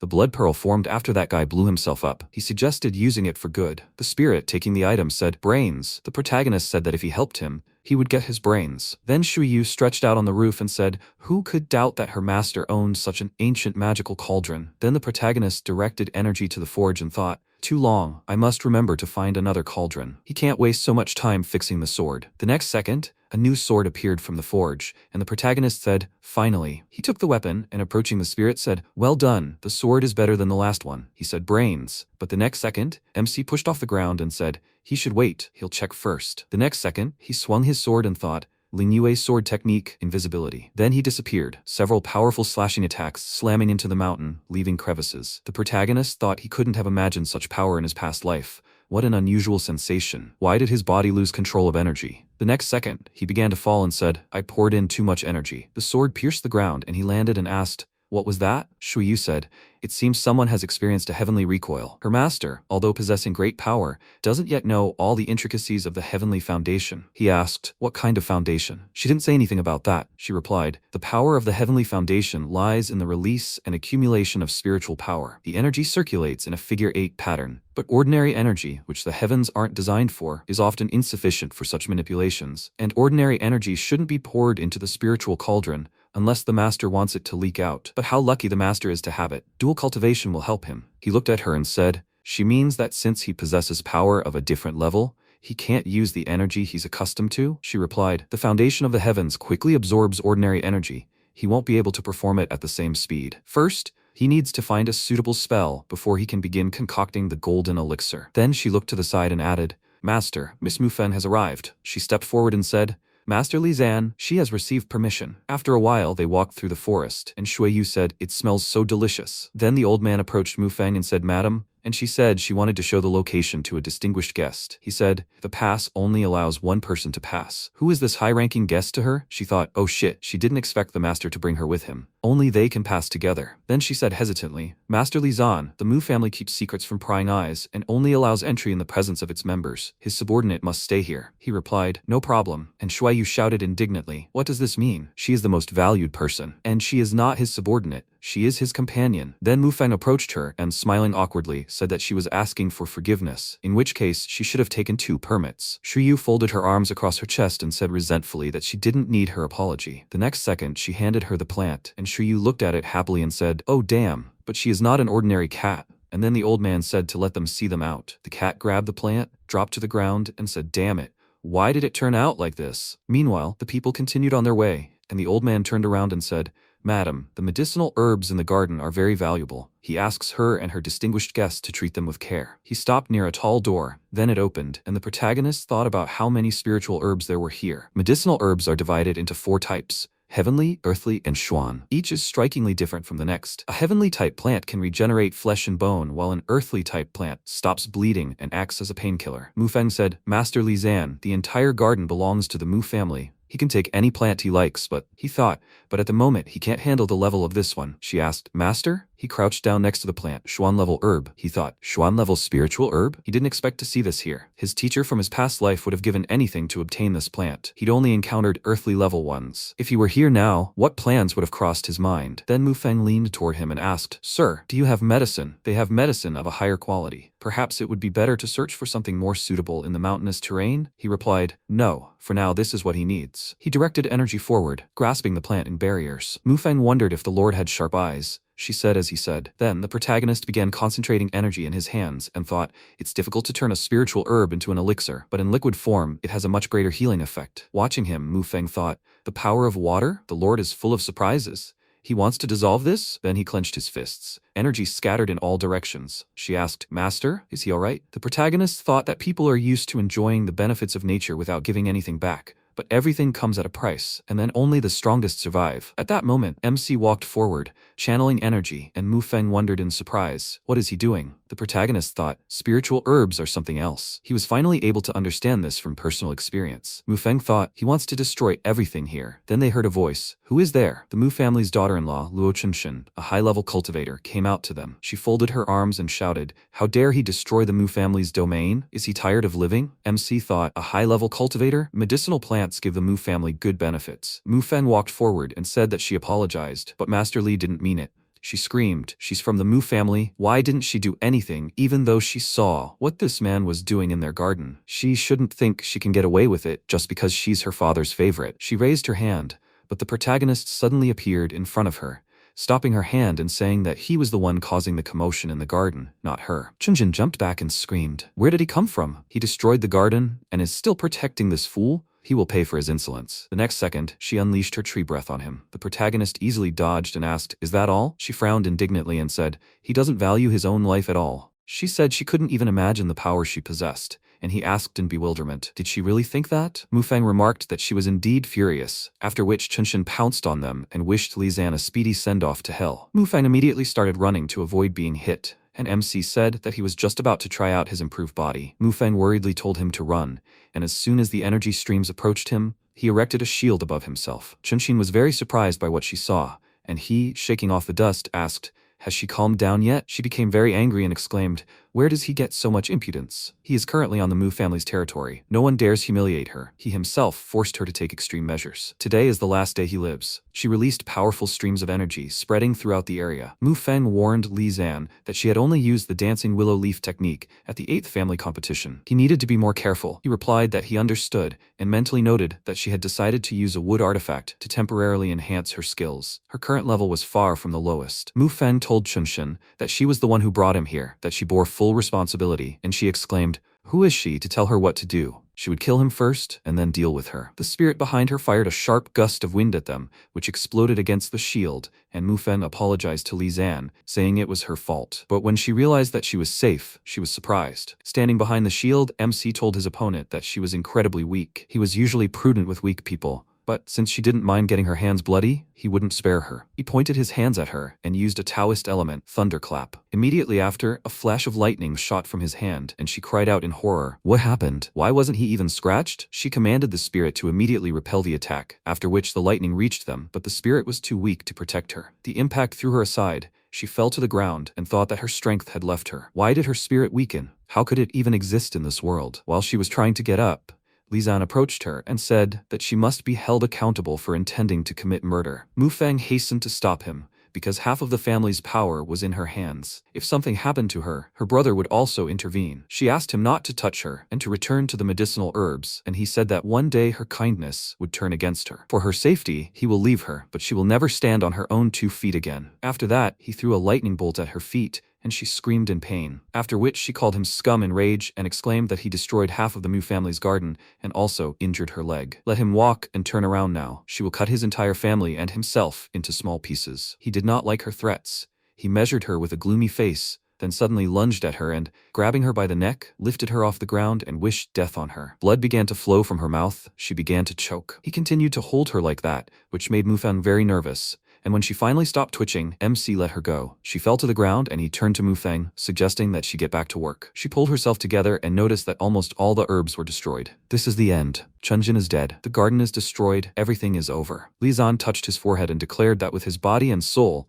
he nourishes all existence. Life energy fell to the ground, causing the grass to revive, and he waved his hand, declaring that life begins in the sky. The heavenly path returns to the source. Streams of energy swirled around him, after which a crystal containing a cluster of pure spiritual energy appeared in his hand. Mufeng was greatly surprised by this, and he said with a smile that in exchange for the stone, he hoped she would forgive him for the mess. After this, he went home, confused by the fact that the door was open. Shuyu was oblivious and licking the grass when suddenly he heard Tianjin's voice calling for help. He immediately ran into the room from which the voice was coming and worriedly asked, "What happened?" But what he saw shocked him. Tianjin and Jiqi were sitting together in the bathroom, and the latter was telling her to stop screaming. What kind of commotion was she causing? Seeing Li Zan, they stared at him in surprise, and he immediately turned away from them and asked for their forgiveness, thinking they were in danger. Jiqi embarrassedly wondered when he managed to return, and Tianjin stood up to her full height and said that she brought her back. She didn't think he would return so quickly. Let him look at her. He made her blush. He left the bathroom, saying that he would not disturb them, after which he sighed heavily and left with an embarrassed face, thinking that it was reckless. Seeing this, Shuyu turned into a girl and asked if something was bothering him. He could always turn to her for help. He waved his hand and told her that it was none of her business, after which she approached him and said that she thought differently. She's his companion and has the right to know. What if he really needs her help? He sat down on the sofa and she noticed that he was still under the influence of the spiritual herb. He wants to know how to prevent energy leakage. He told her to speak, and she explained that he should take energy pills to prevent this. To be more precise, they not only reduce the flow of incoming energy, but also stabilize his condition. With them, his cultivation will be much better. He said that he had never heard of them. How can he get them? She spread his legs and climbed onto the sofa, saying that he needed to feed her first, and then she would tell him everything. Suddenly, girls ran into the room. Dragging Jiqi along with her, Tianjin called out to Li Zan and told him to look at what clothes they bought. Seeing Shuyu sitting on him, they both froze and their faces blushed with embarrassment, after which Tianjin exclaimed, "What are they doing?" Jiqi asked, "So this is the Shuyu who helps him with his practice?" He pushed the woman away and asked, "Shouldn't she be with the Gu family? Why is she here? Who is accompanying her?" She told him no one. She just wanted to ask him something. He asked what was the matter, after which she took his hand and sheepishly said that it was a personal matter. They went into another room and Shuyu, looking after them, said that she was such a wonderful girl. It was a pity that he didn't appreciate her. Tianjin smiled and said that Jiqi supported him during difficult times. Meanwhile, they went out into the garden, and Jiqi said that Tianjin told her everything. He had been through a lot in the past few days. He fought the blood demon in the death arena, punished Dongfang Yuanshu, and she can only hide behind his back. She looks pathetic, doesn't she? She remained silent and stated that she did not want to be a burden. She also wants to protect herself, her mother, and him. He was surprised by her words, after which she stood in front of him and asked if he could teach her superpowers. He refused her, and she thought sadly that she knew it. Her abilities are only enough for healing. She is too weak. Begging his forgiveness, she walked back to the house in tears, but he stopped her, saying that superpowers are a weak power. He can teach her cultivation. Hearing this, she turned to him in surprise. Meanwhile, Mu Mingqi, the eldest son of the Mu family, ran into his father, Mu Hogan's room and asked if he saw what Mu Feng had done. She had been loitering around all day, dragging some weakling into their garden, who, by the way, killed his fiancée. He asked him to take some action, and he said that she was a little fool. At that moment, Mu Feng entered the room, about to tell her father something, and her brother exclaimed in rage that she was an accomplice to the crime. She stood and watched as his fiancée was killed. How did she have the nerve to show herself to him? Chunshin's body was not even cold yet. She said that Master Li deliberately destroyed the garden. She takes responsibility for Chunshin's death. Her brother exclaimed in rage. Does she think her life is worth even a little bit of his fiancée's life? Mu Feng showed them the crystal and asked her father to let her explain everything,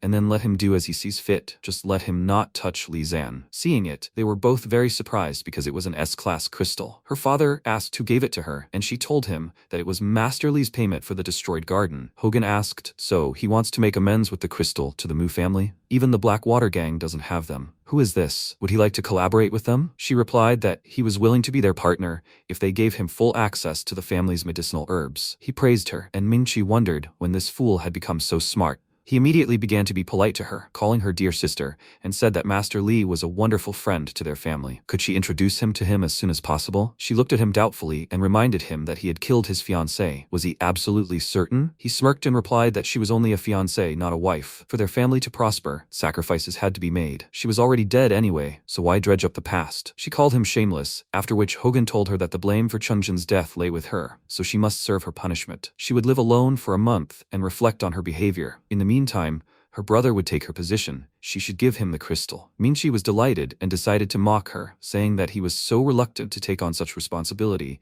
lest he overexert himself. As a brother, he advised her to find herself a husband and not worry about anything. She cast a displeased glance at him and advised him not to be so self-confident. Master Li was not so easy to do business with. Meanwhile, GC asked in surprise, will he really teach her cultivation? He said he would help her restore her spiritual powers so she could cultivate immortality, but she would lose her innate abilities. Was she willing to do that? She confidently agreed, after which he rushed towards her and used the technique, Desolate Blade, Awakening Righteousness. He poked several points on her body, causing her to feel terrible pain, and her supernormal abilities began to leave her body. She told him it hurt, and he said he had cleared her meridians. Now she should feel the fluctuations of spiritual energy around her. Just don't resist the flow. She concentrated and saw the energy flowing around her and told him that she could feel it. He advised her to focus on her heart and gather the energy in her body bit by bit and then release it with her mind. She tensely pursed her lips and extended her hand forward. She tried to do everything as he said, but she only managed to release part of the energy. Because of this, she became upset and said that she was so weak, and he took a closer look at her and noticed something surprising. It turns out she had a rare ethereal root. This is an extremely rare artifact that transforms the spiritual energy of the heavens into unimaginable power. It cannot be contained by any methods. In history, there was already a figure who elevated herself to the level of gods and who built her own world. Even the world of immortals feared her. He smiled, and GC asked if he found it funny. He said that she had promising prospects, but that was enough for today. They needed to wait a few days to return to their studies. The rarer the root, the purer and more spiritual energy they needed. They needed the spiritual eye more than ever now. She happily thought that it was good that she had it. A new day dawned, and the news reported that 2 missing female students had recently been reported at Tongyan College. This was reportedly the 18th such case in the city. So far, the police have not received any leads, so the perpetrator is still at large. Law enforcement agencies urge students to pay close attention to personal safety, avoid walking alone, and call emergency services if necessary. While Tianjin was eating chips and watching TV, Jishi popped into her room and asked where Li Zan was. She replied that he had left 30 minutes ago, and she thought in shock. Already? Had she really not made an impression on him? Tianjin warned her about dangerous criminals on the loose, and she headed for the exit, telling her not to worry.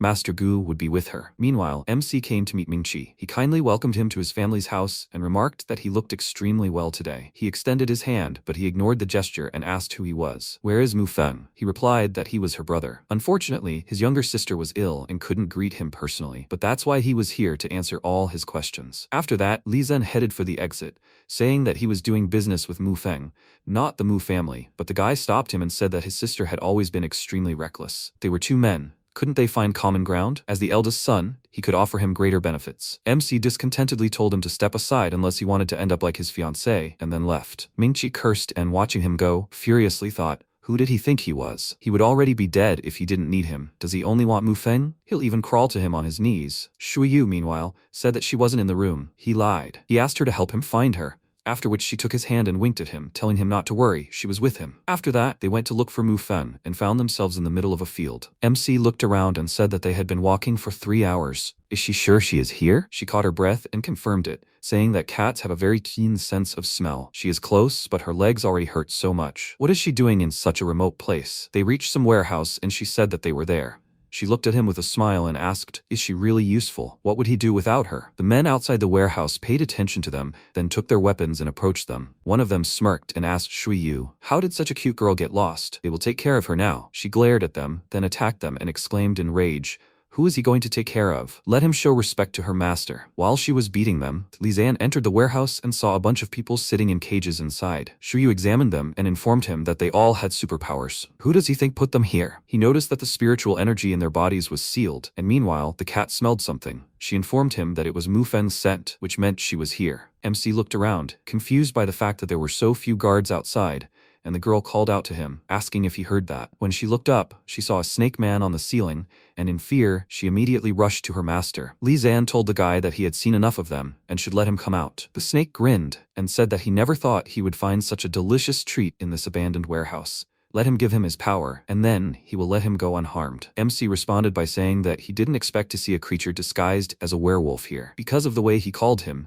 he got angry and attacked him, exclaiming that he would tear him to pieces. After that, he hit him with his tail, but he defended himself under the dome and measured him with an indifferent look. The snake licked its lips and pounced on him, releasing several snakes, after which he used the petrification ability and, seeing that he had closed his eyes, asked if he could really fight it like this. Under the influence of his technique, he would bleed to death. Li Zan opened his eyes, spilling out his energy, which caused his snakes to immediately begin to burn. The snake became nervous and wondered what he had done. It was as if he was being cut to pieces.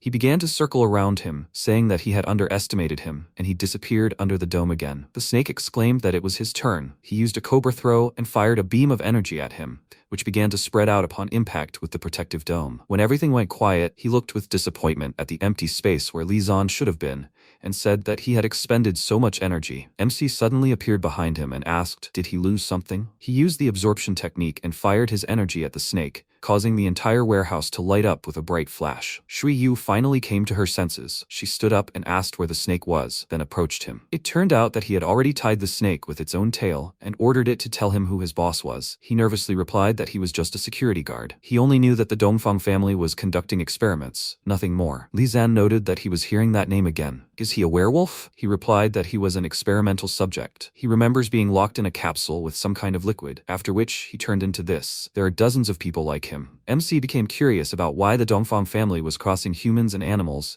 and he ordered Shu Yu to keep an eye on him while he went to look for Mufeng. The cat wondered what snakes tasted like, and he, seeing her look, became very scared. While Li Zan went to inspect the cages, Mufeng was indeed there, sitting in one of the cages. He noticed that someone had placed a seal on it from the world of immortals, and this someone knows how to combine the spiritual power of people and animals. With his current strength, removing the seal would not be difficult. He broke the cage and picked up the girl in his arms, asking how she got here. She told him that her older brother had asked her to bring medicinal herbs here, but as soon as she stepped through the threshold, she immediately lost consciousness. He currently manages the Mu family's affairs, so his request to deliver herbs to the slaughterhouse in the middle of the night didn't seem strange to her. MC put all the oddities together and realized it was the signature of that very same cult. A truck soon pulled up to the warehouse to pick up the goods. A driver named Sang got out of the truck, and the snake smiled and remarked that he was late today. Seeing 3 unconscious guards, he asked what had happened, and the snake told him that some had tried to escape, but he had caught them. Sang entered the warehouse and said that Dr. K had ordered him to pick up Miss Mu. Where was she? He told him that she was right by the exit, and after examining her more closely, he said that the goods were defective, and it was time for him to load them. After that, he took her away, or so it seemed at first. But in fact, Mufeng remained in the warehouse. She approached the snake and looked worriedly at the departing truck, asking if they should really let it go. He told her that everything would be fine, but this snake was not a snake at all. 10 minutes earlier, they learned that someone was supposed to come and pick up the goods today. Shu Yu winked at Li Zan and said that the secret recipe for eliminating spiritual energy leakage was hidden in these werewolves. She threw her arms around his shoulders and playfully said that she had already thought of a plan to get to the enemy. She would tell him everything if he kissed her. She stuck out her tongue, but he immediately shut her mouth and told her to get down to business. She said that she would cast a spell to disguise herself as a snake, and he would pretend to be Mu Feng so that they would take him away. Currently, she returned to her body and threw her arm around the girl's shoulder, telling her not to worry about him. The Dongfang family would do nothing to him. She said doubtfully that it was unknown whether the snake told the truth or not. Besides, they had no idea who the ferryman was. They would realize that Master Li was under the illusion. Since his spiritual power was much stronger than hers, he was risking his life for her, so she could not sit idly by. Now they need to go back to her house. She'll try to explain everything to her father. Meanwhile, MC sat in the truck and thought, there's a sect called the Earth Madmen who created the demon spirit reincarnation technique. This technique absorbs spiritual energy, soul, blood, and other characteristics of a cultivator. They succeeded in this unusually quickly. However, for the same reason, they are vulnerable to a soul-devouring attack. At that moment, the truck stopped. Sang opened the doors, and a faint light hit him in the face. After that, he dragged the cage into the tunnel, and Li Zan, for the sake of credibility, began to beg him for mercy, and he responded by saying that she could scream as much as she wanted. She didn't have long left anyway. Suddenly, MC felt a familiar aura that boded ill, and it was coming from behind the bloody door. The guy entered that room and told Dr. K that he had brought a new experimental subject. The man asked discontentedly, can't he see that he's busy? Let him leave her somewhere. Sang fell silent, and Li Zan looked around. The capsules contained the Mo brothers, whom Tianjin had defeated in the death arena. It seemed they would never find peace even in death. Meanwhile, the doctor sent a new solution through the tubes and laughed, saying he was so curious to see how much the brothers would change. The solution flowed through the tubes to the test subjects,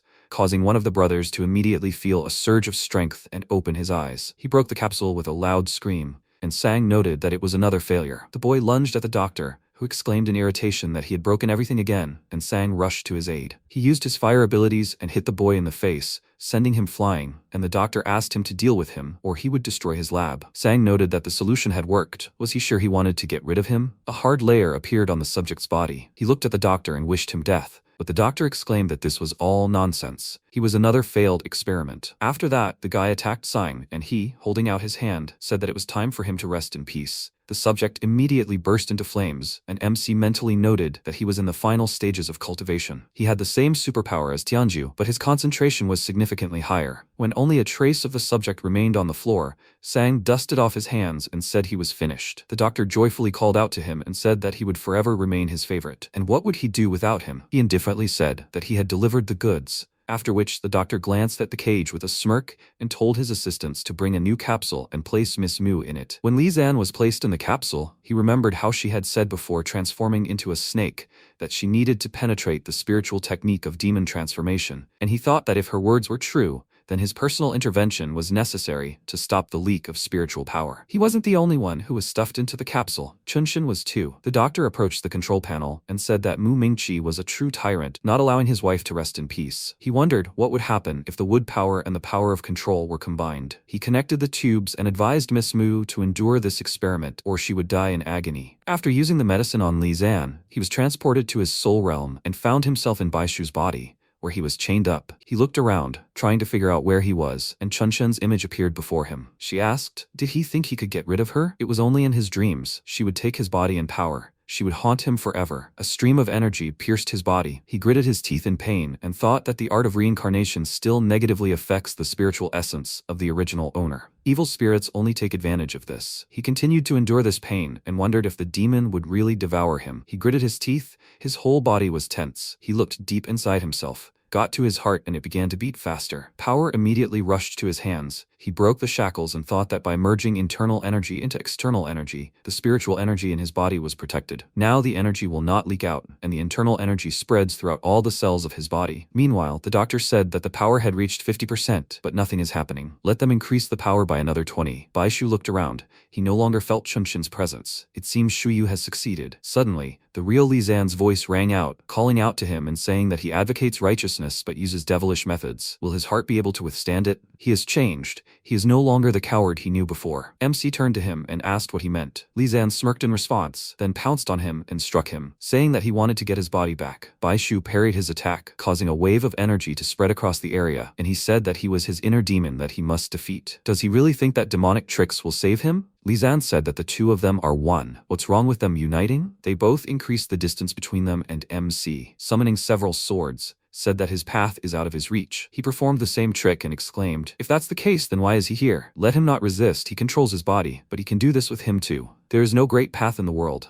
There are the strong and the weak. Let him remember all those he once killed. After all, one day he himself will become the one he hates with all his heart." Baishu parried his blow and said that they choose their own end, and he exclaimed that he knows that he has no abilities. So why is he mocking him? Apparently, he has no choice. MC's eyes widened for a moment. Several swords fell on him, and Li Zan told him to join him. Together, they will punish their enemies and not let them rise above them. He stood up and said that he was sorry that he once had to endure so much pain, but his past and the injustice of the world from which he suffered are much more painful than him. He created a sword in his hand, then pounced on the demon and pierced his body with a sharp blade, saying that it was over. Li Zan asked him to wait. Why doesn't he destroy him? He doesn't need his pity. Baishu turned to him and said that he had already taken over his body. Someday he would find him in the afterlife, seal his soul, and free him from reincarnation. Before his resurrection, he would bring goodness to the world. He stared at him in surprise, then looked down and thanked him. His body glowed with energy escaping from it, and Baishu used a soul technique on it, pulling it toward himself. When the energy entered his chest, he felt something strange, as if he were ascending. Meanwhile, Kay was delighted. He looked at the capsule with Miss Mu and began to hug her, saying that it was fantastic. MC began to come to his senses, noticing the changes in the girl's face. Sang warned the doctor of the danger, after which the capsule broke,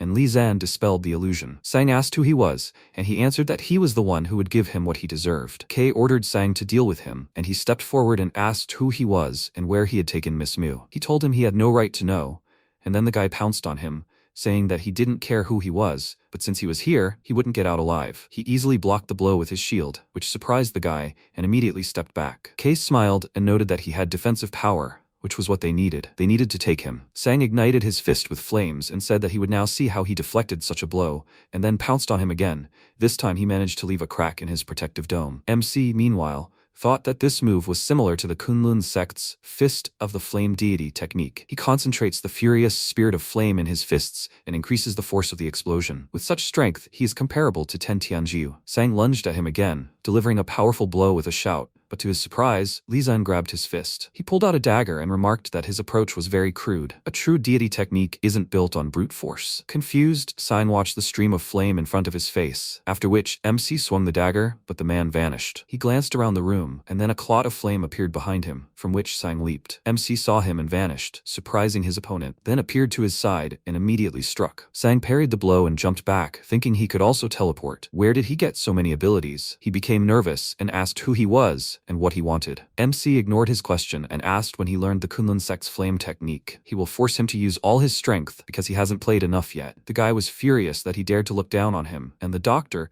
seeing his body engulfed in flames, ordered him to stop. He would destroy his entire lab. He responded by saying that he was too strong, and the lab could be rebuilt. The Dongfang family had a lot of money, after all. After that, the flames intensified. The lab technicians began to run away, and one of them, turning to his colleague, asked why she was standing there. She responded by saying that Sang had the advantage. Why would they run away? He asked. Doesn't she know anything? In the previous battle with the squad, he killed them without a second thought. He goes crazy when he unleashes all his power, and the damage can be incredibly huge. Meanwhile, Sang prepared for an attack and told Li Zan that no matter who he was, he simply had to die, and he rushed towards him, telling him to attack. After that, the guy fired fireballs at him, but he deftly dodged and began to approach him. At that moment, Sang snapped his fingers, gathering fire, and then waved his hand, reflecting his attack. And he thought, is this his technique? The guy snapped his fingers again, swirling the flames next to him, and then used the flame tornado skill, causing everything around him to quickly burst into flames. But it didn't harm him in any way. He laughed and asked, is this what you call a technique? With one swing of his sword, he released frost. The ice reached the guy's feet and bound them, and he exclaimed in surprise, so he can also control ice? Why is he better than him? He glared at him threateningly and ordered him to tell him where he stole the flame deity's techniques.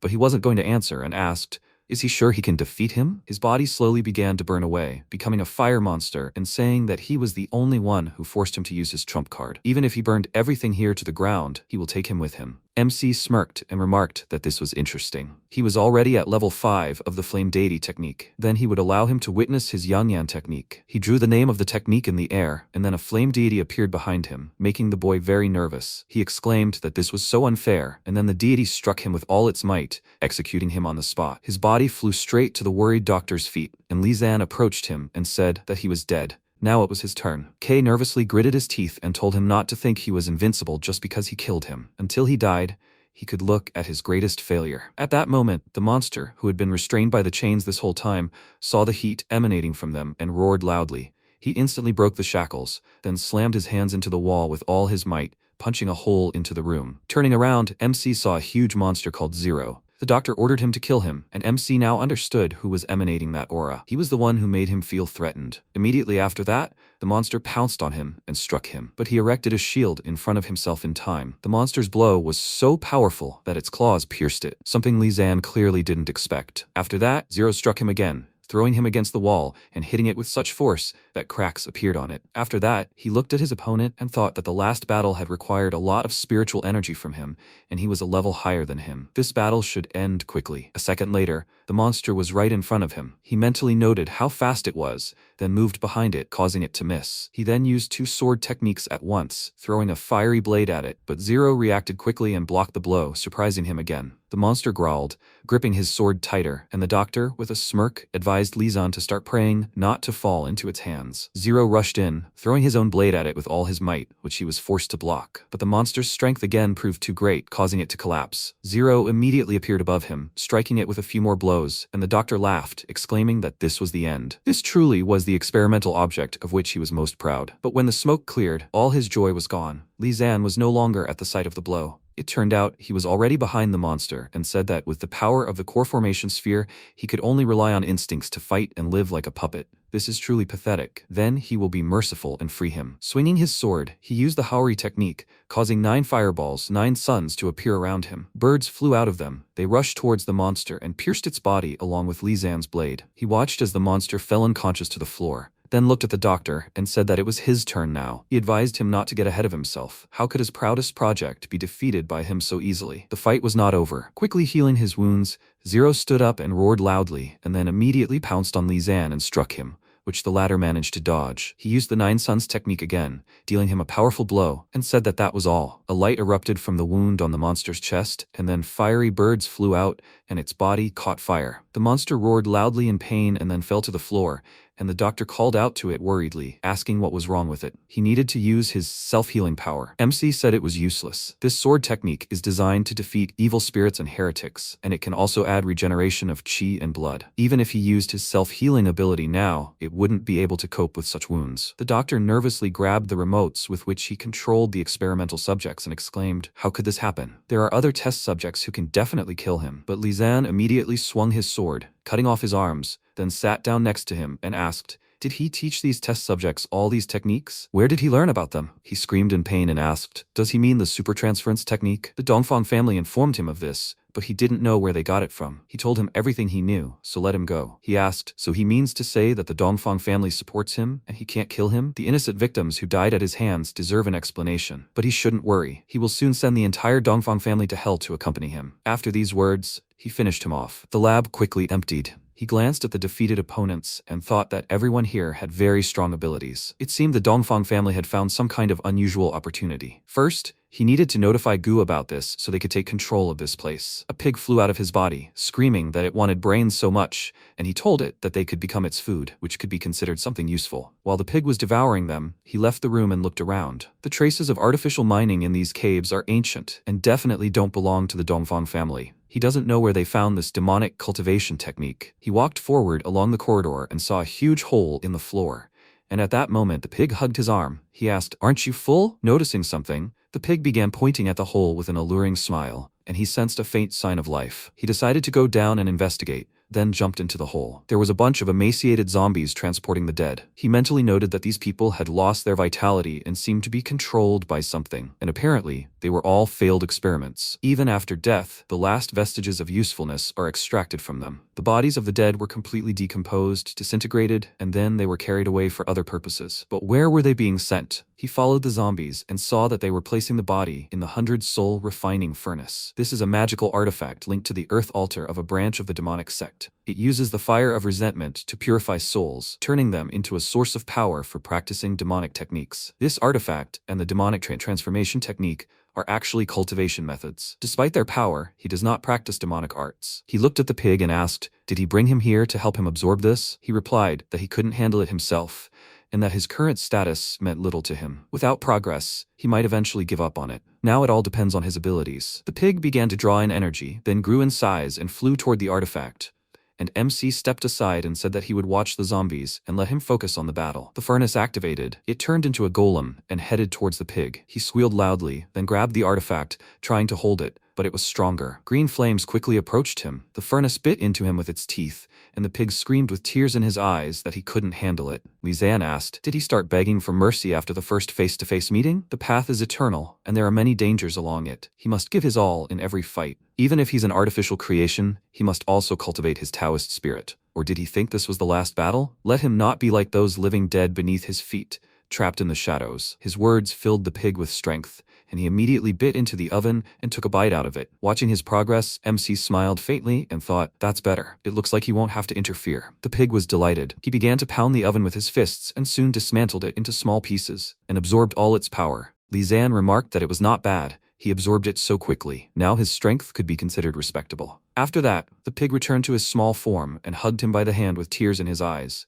saying that he almost died. He was so scared. Noticing that he was now talking about more than just brains, he remarked that his intelligence had also increased. After this, the pig handed him a soul-cleansing pill and said that if consumed, it would cause pain and death. Time passed, and the Gu family's people arrived. Gu Wen bowed to the master and informed him that he had sent people to take control of this place and collect evidence of the Dongfang family's crimes. He praised him for his excellent work and said that he wanted to warn him about something. He should not try to repeat these experiments. He did not want them to become a second Dongfang family. The old man smiled nervously and told him that he knew what to do. After this, Shuiyu called Li Zan and excitedly reported that something important had happened in the Mu family's house. After this, she screamed and the call ended. He became wary and thought, what kind of danger is this that even she cannot cope with? When Mu Fen came to her father and told him about her brother's tricks, he did not react at all, and she realized with horror that he knew about it. Mingxi asked, doesn't she understand? Their father not only knew about this, but also agreed. Mu Fen asked why he did this to her, and he replied that the results of the experiments would help the Mu family rise,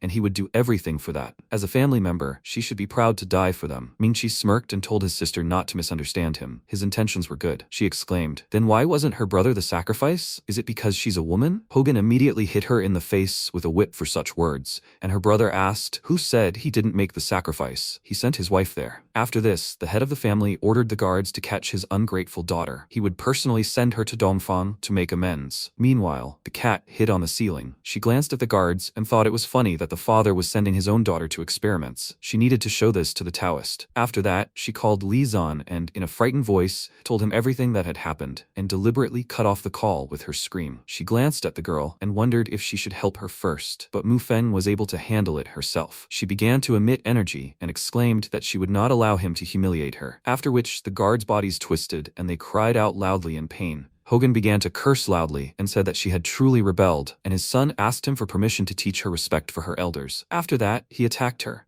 but she quickly touched the floor and used her superpower, bringing the floor tiles to life, and directed this ferocious army at her brother. He defended himself from her attack with his roots and noted with a smile that it seemed that her strength had increased after meeting the master. They were connected now, weren't they? She furiously ordered him to be silent and not to dare insult him. Today, she would definitely defeat him. After that, she created a huge golem from floor tiles, which instantly dealt with his defense, and he, imbued himself with the power of ice, asked with a smirk, does she think she's the only one so strong here? But he wasn't what he used to be. Seeing his abilities, she was very surprised and exclaimed, where did he get this? Didn't he have the power of wood? He created a weapon in his hand, and invited his foolish sister to see the difference between them, after which he pounced on her golem, and she ordered him to stop. He struck, causing the golem to immediately freeze, and Mu Fen realized that it couldn't move. Her brother, meanwhile, increased the distance between them, then waved his hand, creating wooden spikes, and exclaimed that she was too weak. Wooden spikes pierced her golem, causing her to be thrown aside. Mingxi approached her, saying that this is what the Dongfang family can offer them. Now he is a role model. Hogan told his daughter that her strength is weak. Participating in experiments can increase her strength and strengthen cooperation between families. She is his child, and she must sacrifice something for the family. Mu Feng's face darkened and she asked, is she really from this family? He never loved her the way other fathers love their daughters. No matter what success she achieved, he always praised only her older brother. She could only train and study every day. She thought that if she worked so hard, she could attract his attention and become his pride. How foolish she was. No matter what success she achieved, it was nothing compared to her useless brother,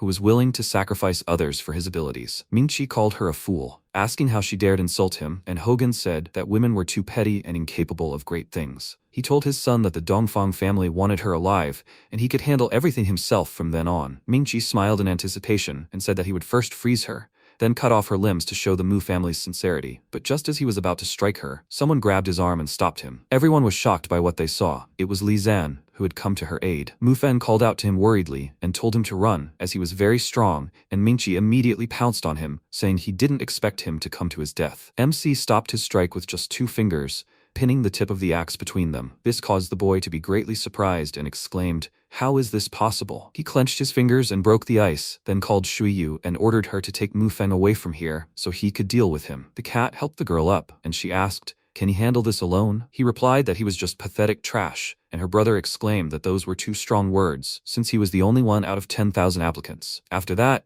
he used his abilities, bringing down huge chunks of ice on him, and he responded by throwing the Blazing Sun's sword at him, breaking all the ice. The sword struck Mingqi right in the neck, but it turned out that it wasn't his real body, but just a wooden doll. He appeared next to his father and nervously noted that this guy was no ordinary man. Hogan asked, "Is this the master Mu Feng spoke of?" With such strength, even the Dongfang family wouldn't dare provoke him. Meanwhile, the girls took cover behind a column, and Mu Feng was surprised to notice that he had become even stronger. Shuiyu said that he had ascended again, and his control of spiritual energy was becoming more precise. It was all thanks to her advice. She was so smart. Mingqi decided to continue the fight and called out to Li Zan, saying that although he was strong, he didn't understand his situation. He called his men, the warriors of the Mu clan, who immediately surrounded him from all sides, and said that they were the best of the best. And now, he wouldn't run away. He ordered the men to kill him, and they directed all their abilities at him. He drew the Blazing Sun's sword and engulfed it in flames, then stabbed it into the floor, causing a shockwave that threw the warriors in all directions. Mingqi was very surprised, and his father asked, "What kind of technique is that? A superpower that instantly reflects back?" He had never heard of such a thing. MC said it was an immortal technique,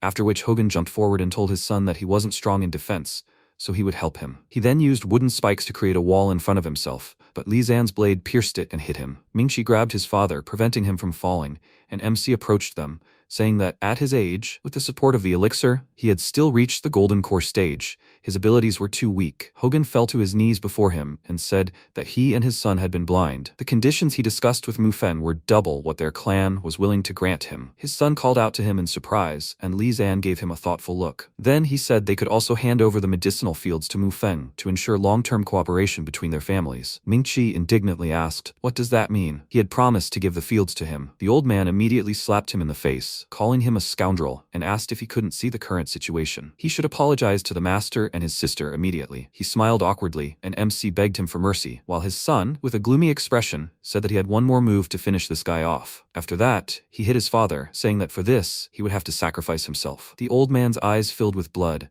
He looked at his son in rage, not expecting such a betrayal, and Mu Fen called out to him worriedly. She was ready to run to his aid, but the cat stopped her, since the fight was not over yet and it was too dangerous. After that, Hogan fell to the floor unconscious, and his son, turning into a tree monster, said that if this stupid old man had given him the Mu clan earlier, he could now be enjoying his life. This is a hidden technique of wood superpowers that only direct descendants can use. He has finally reached the peak of the golden core stage. Li Zan's eyes flashed maliciously, noting that it turned out that this was a wood spirit from the Kunlun Eternal Spring sect. He and the leader were old friends. He is a master of close combat, and his recovery is also excellent. Mingqi pounced on him, shouting that he was talking too much, but MC immediately jumped behind him and kicked him in the face, causing his jaw to crack. He felt terrible pain and thought his head would explode from his blows. His body's strength had increased significantly, but why couldn't he still keep up with his speed? He jumped to the side and prepared to attack, deciding to try again. Seeing Li Zan approaching him, he pounced on him and began swinging his fists furiously, but he deflected all of his blows. He used the power of ice and pounced on him again,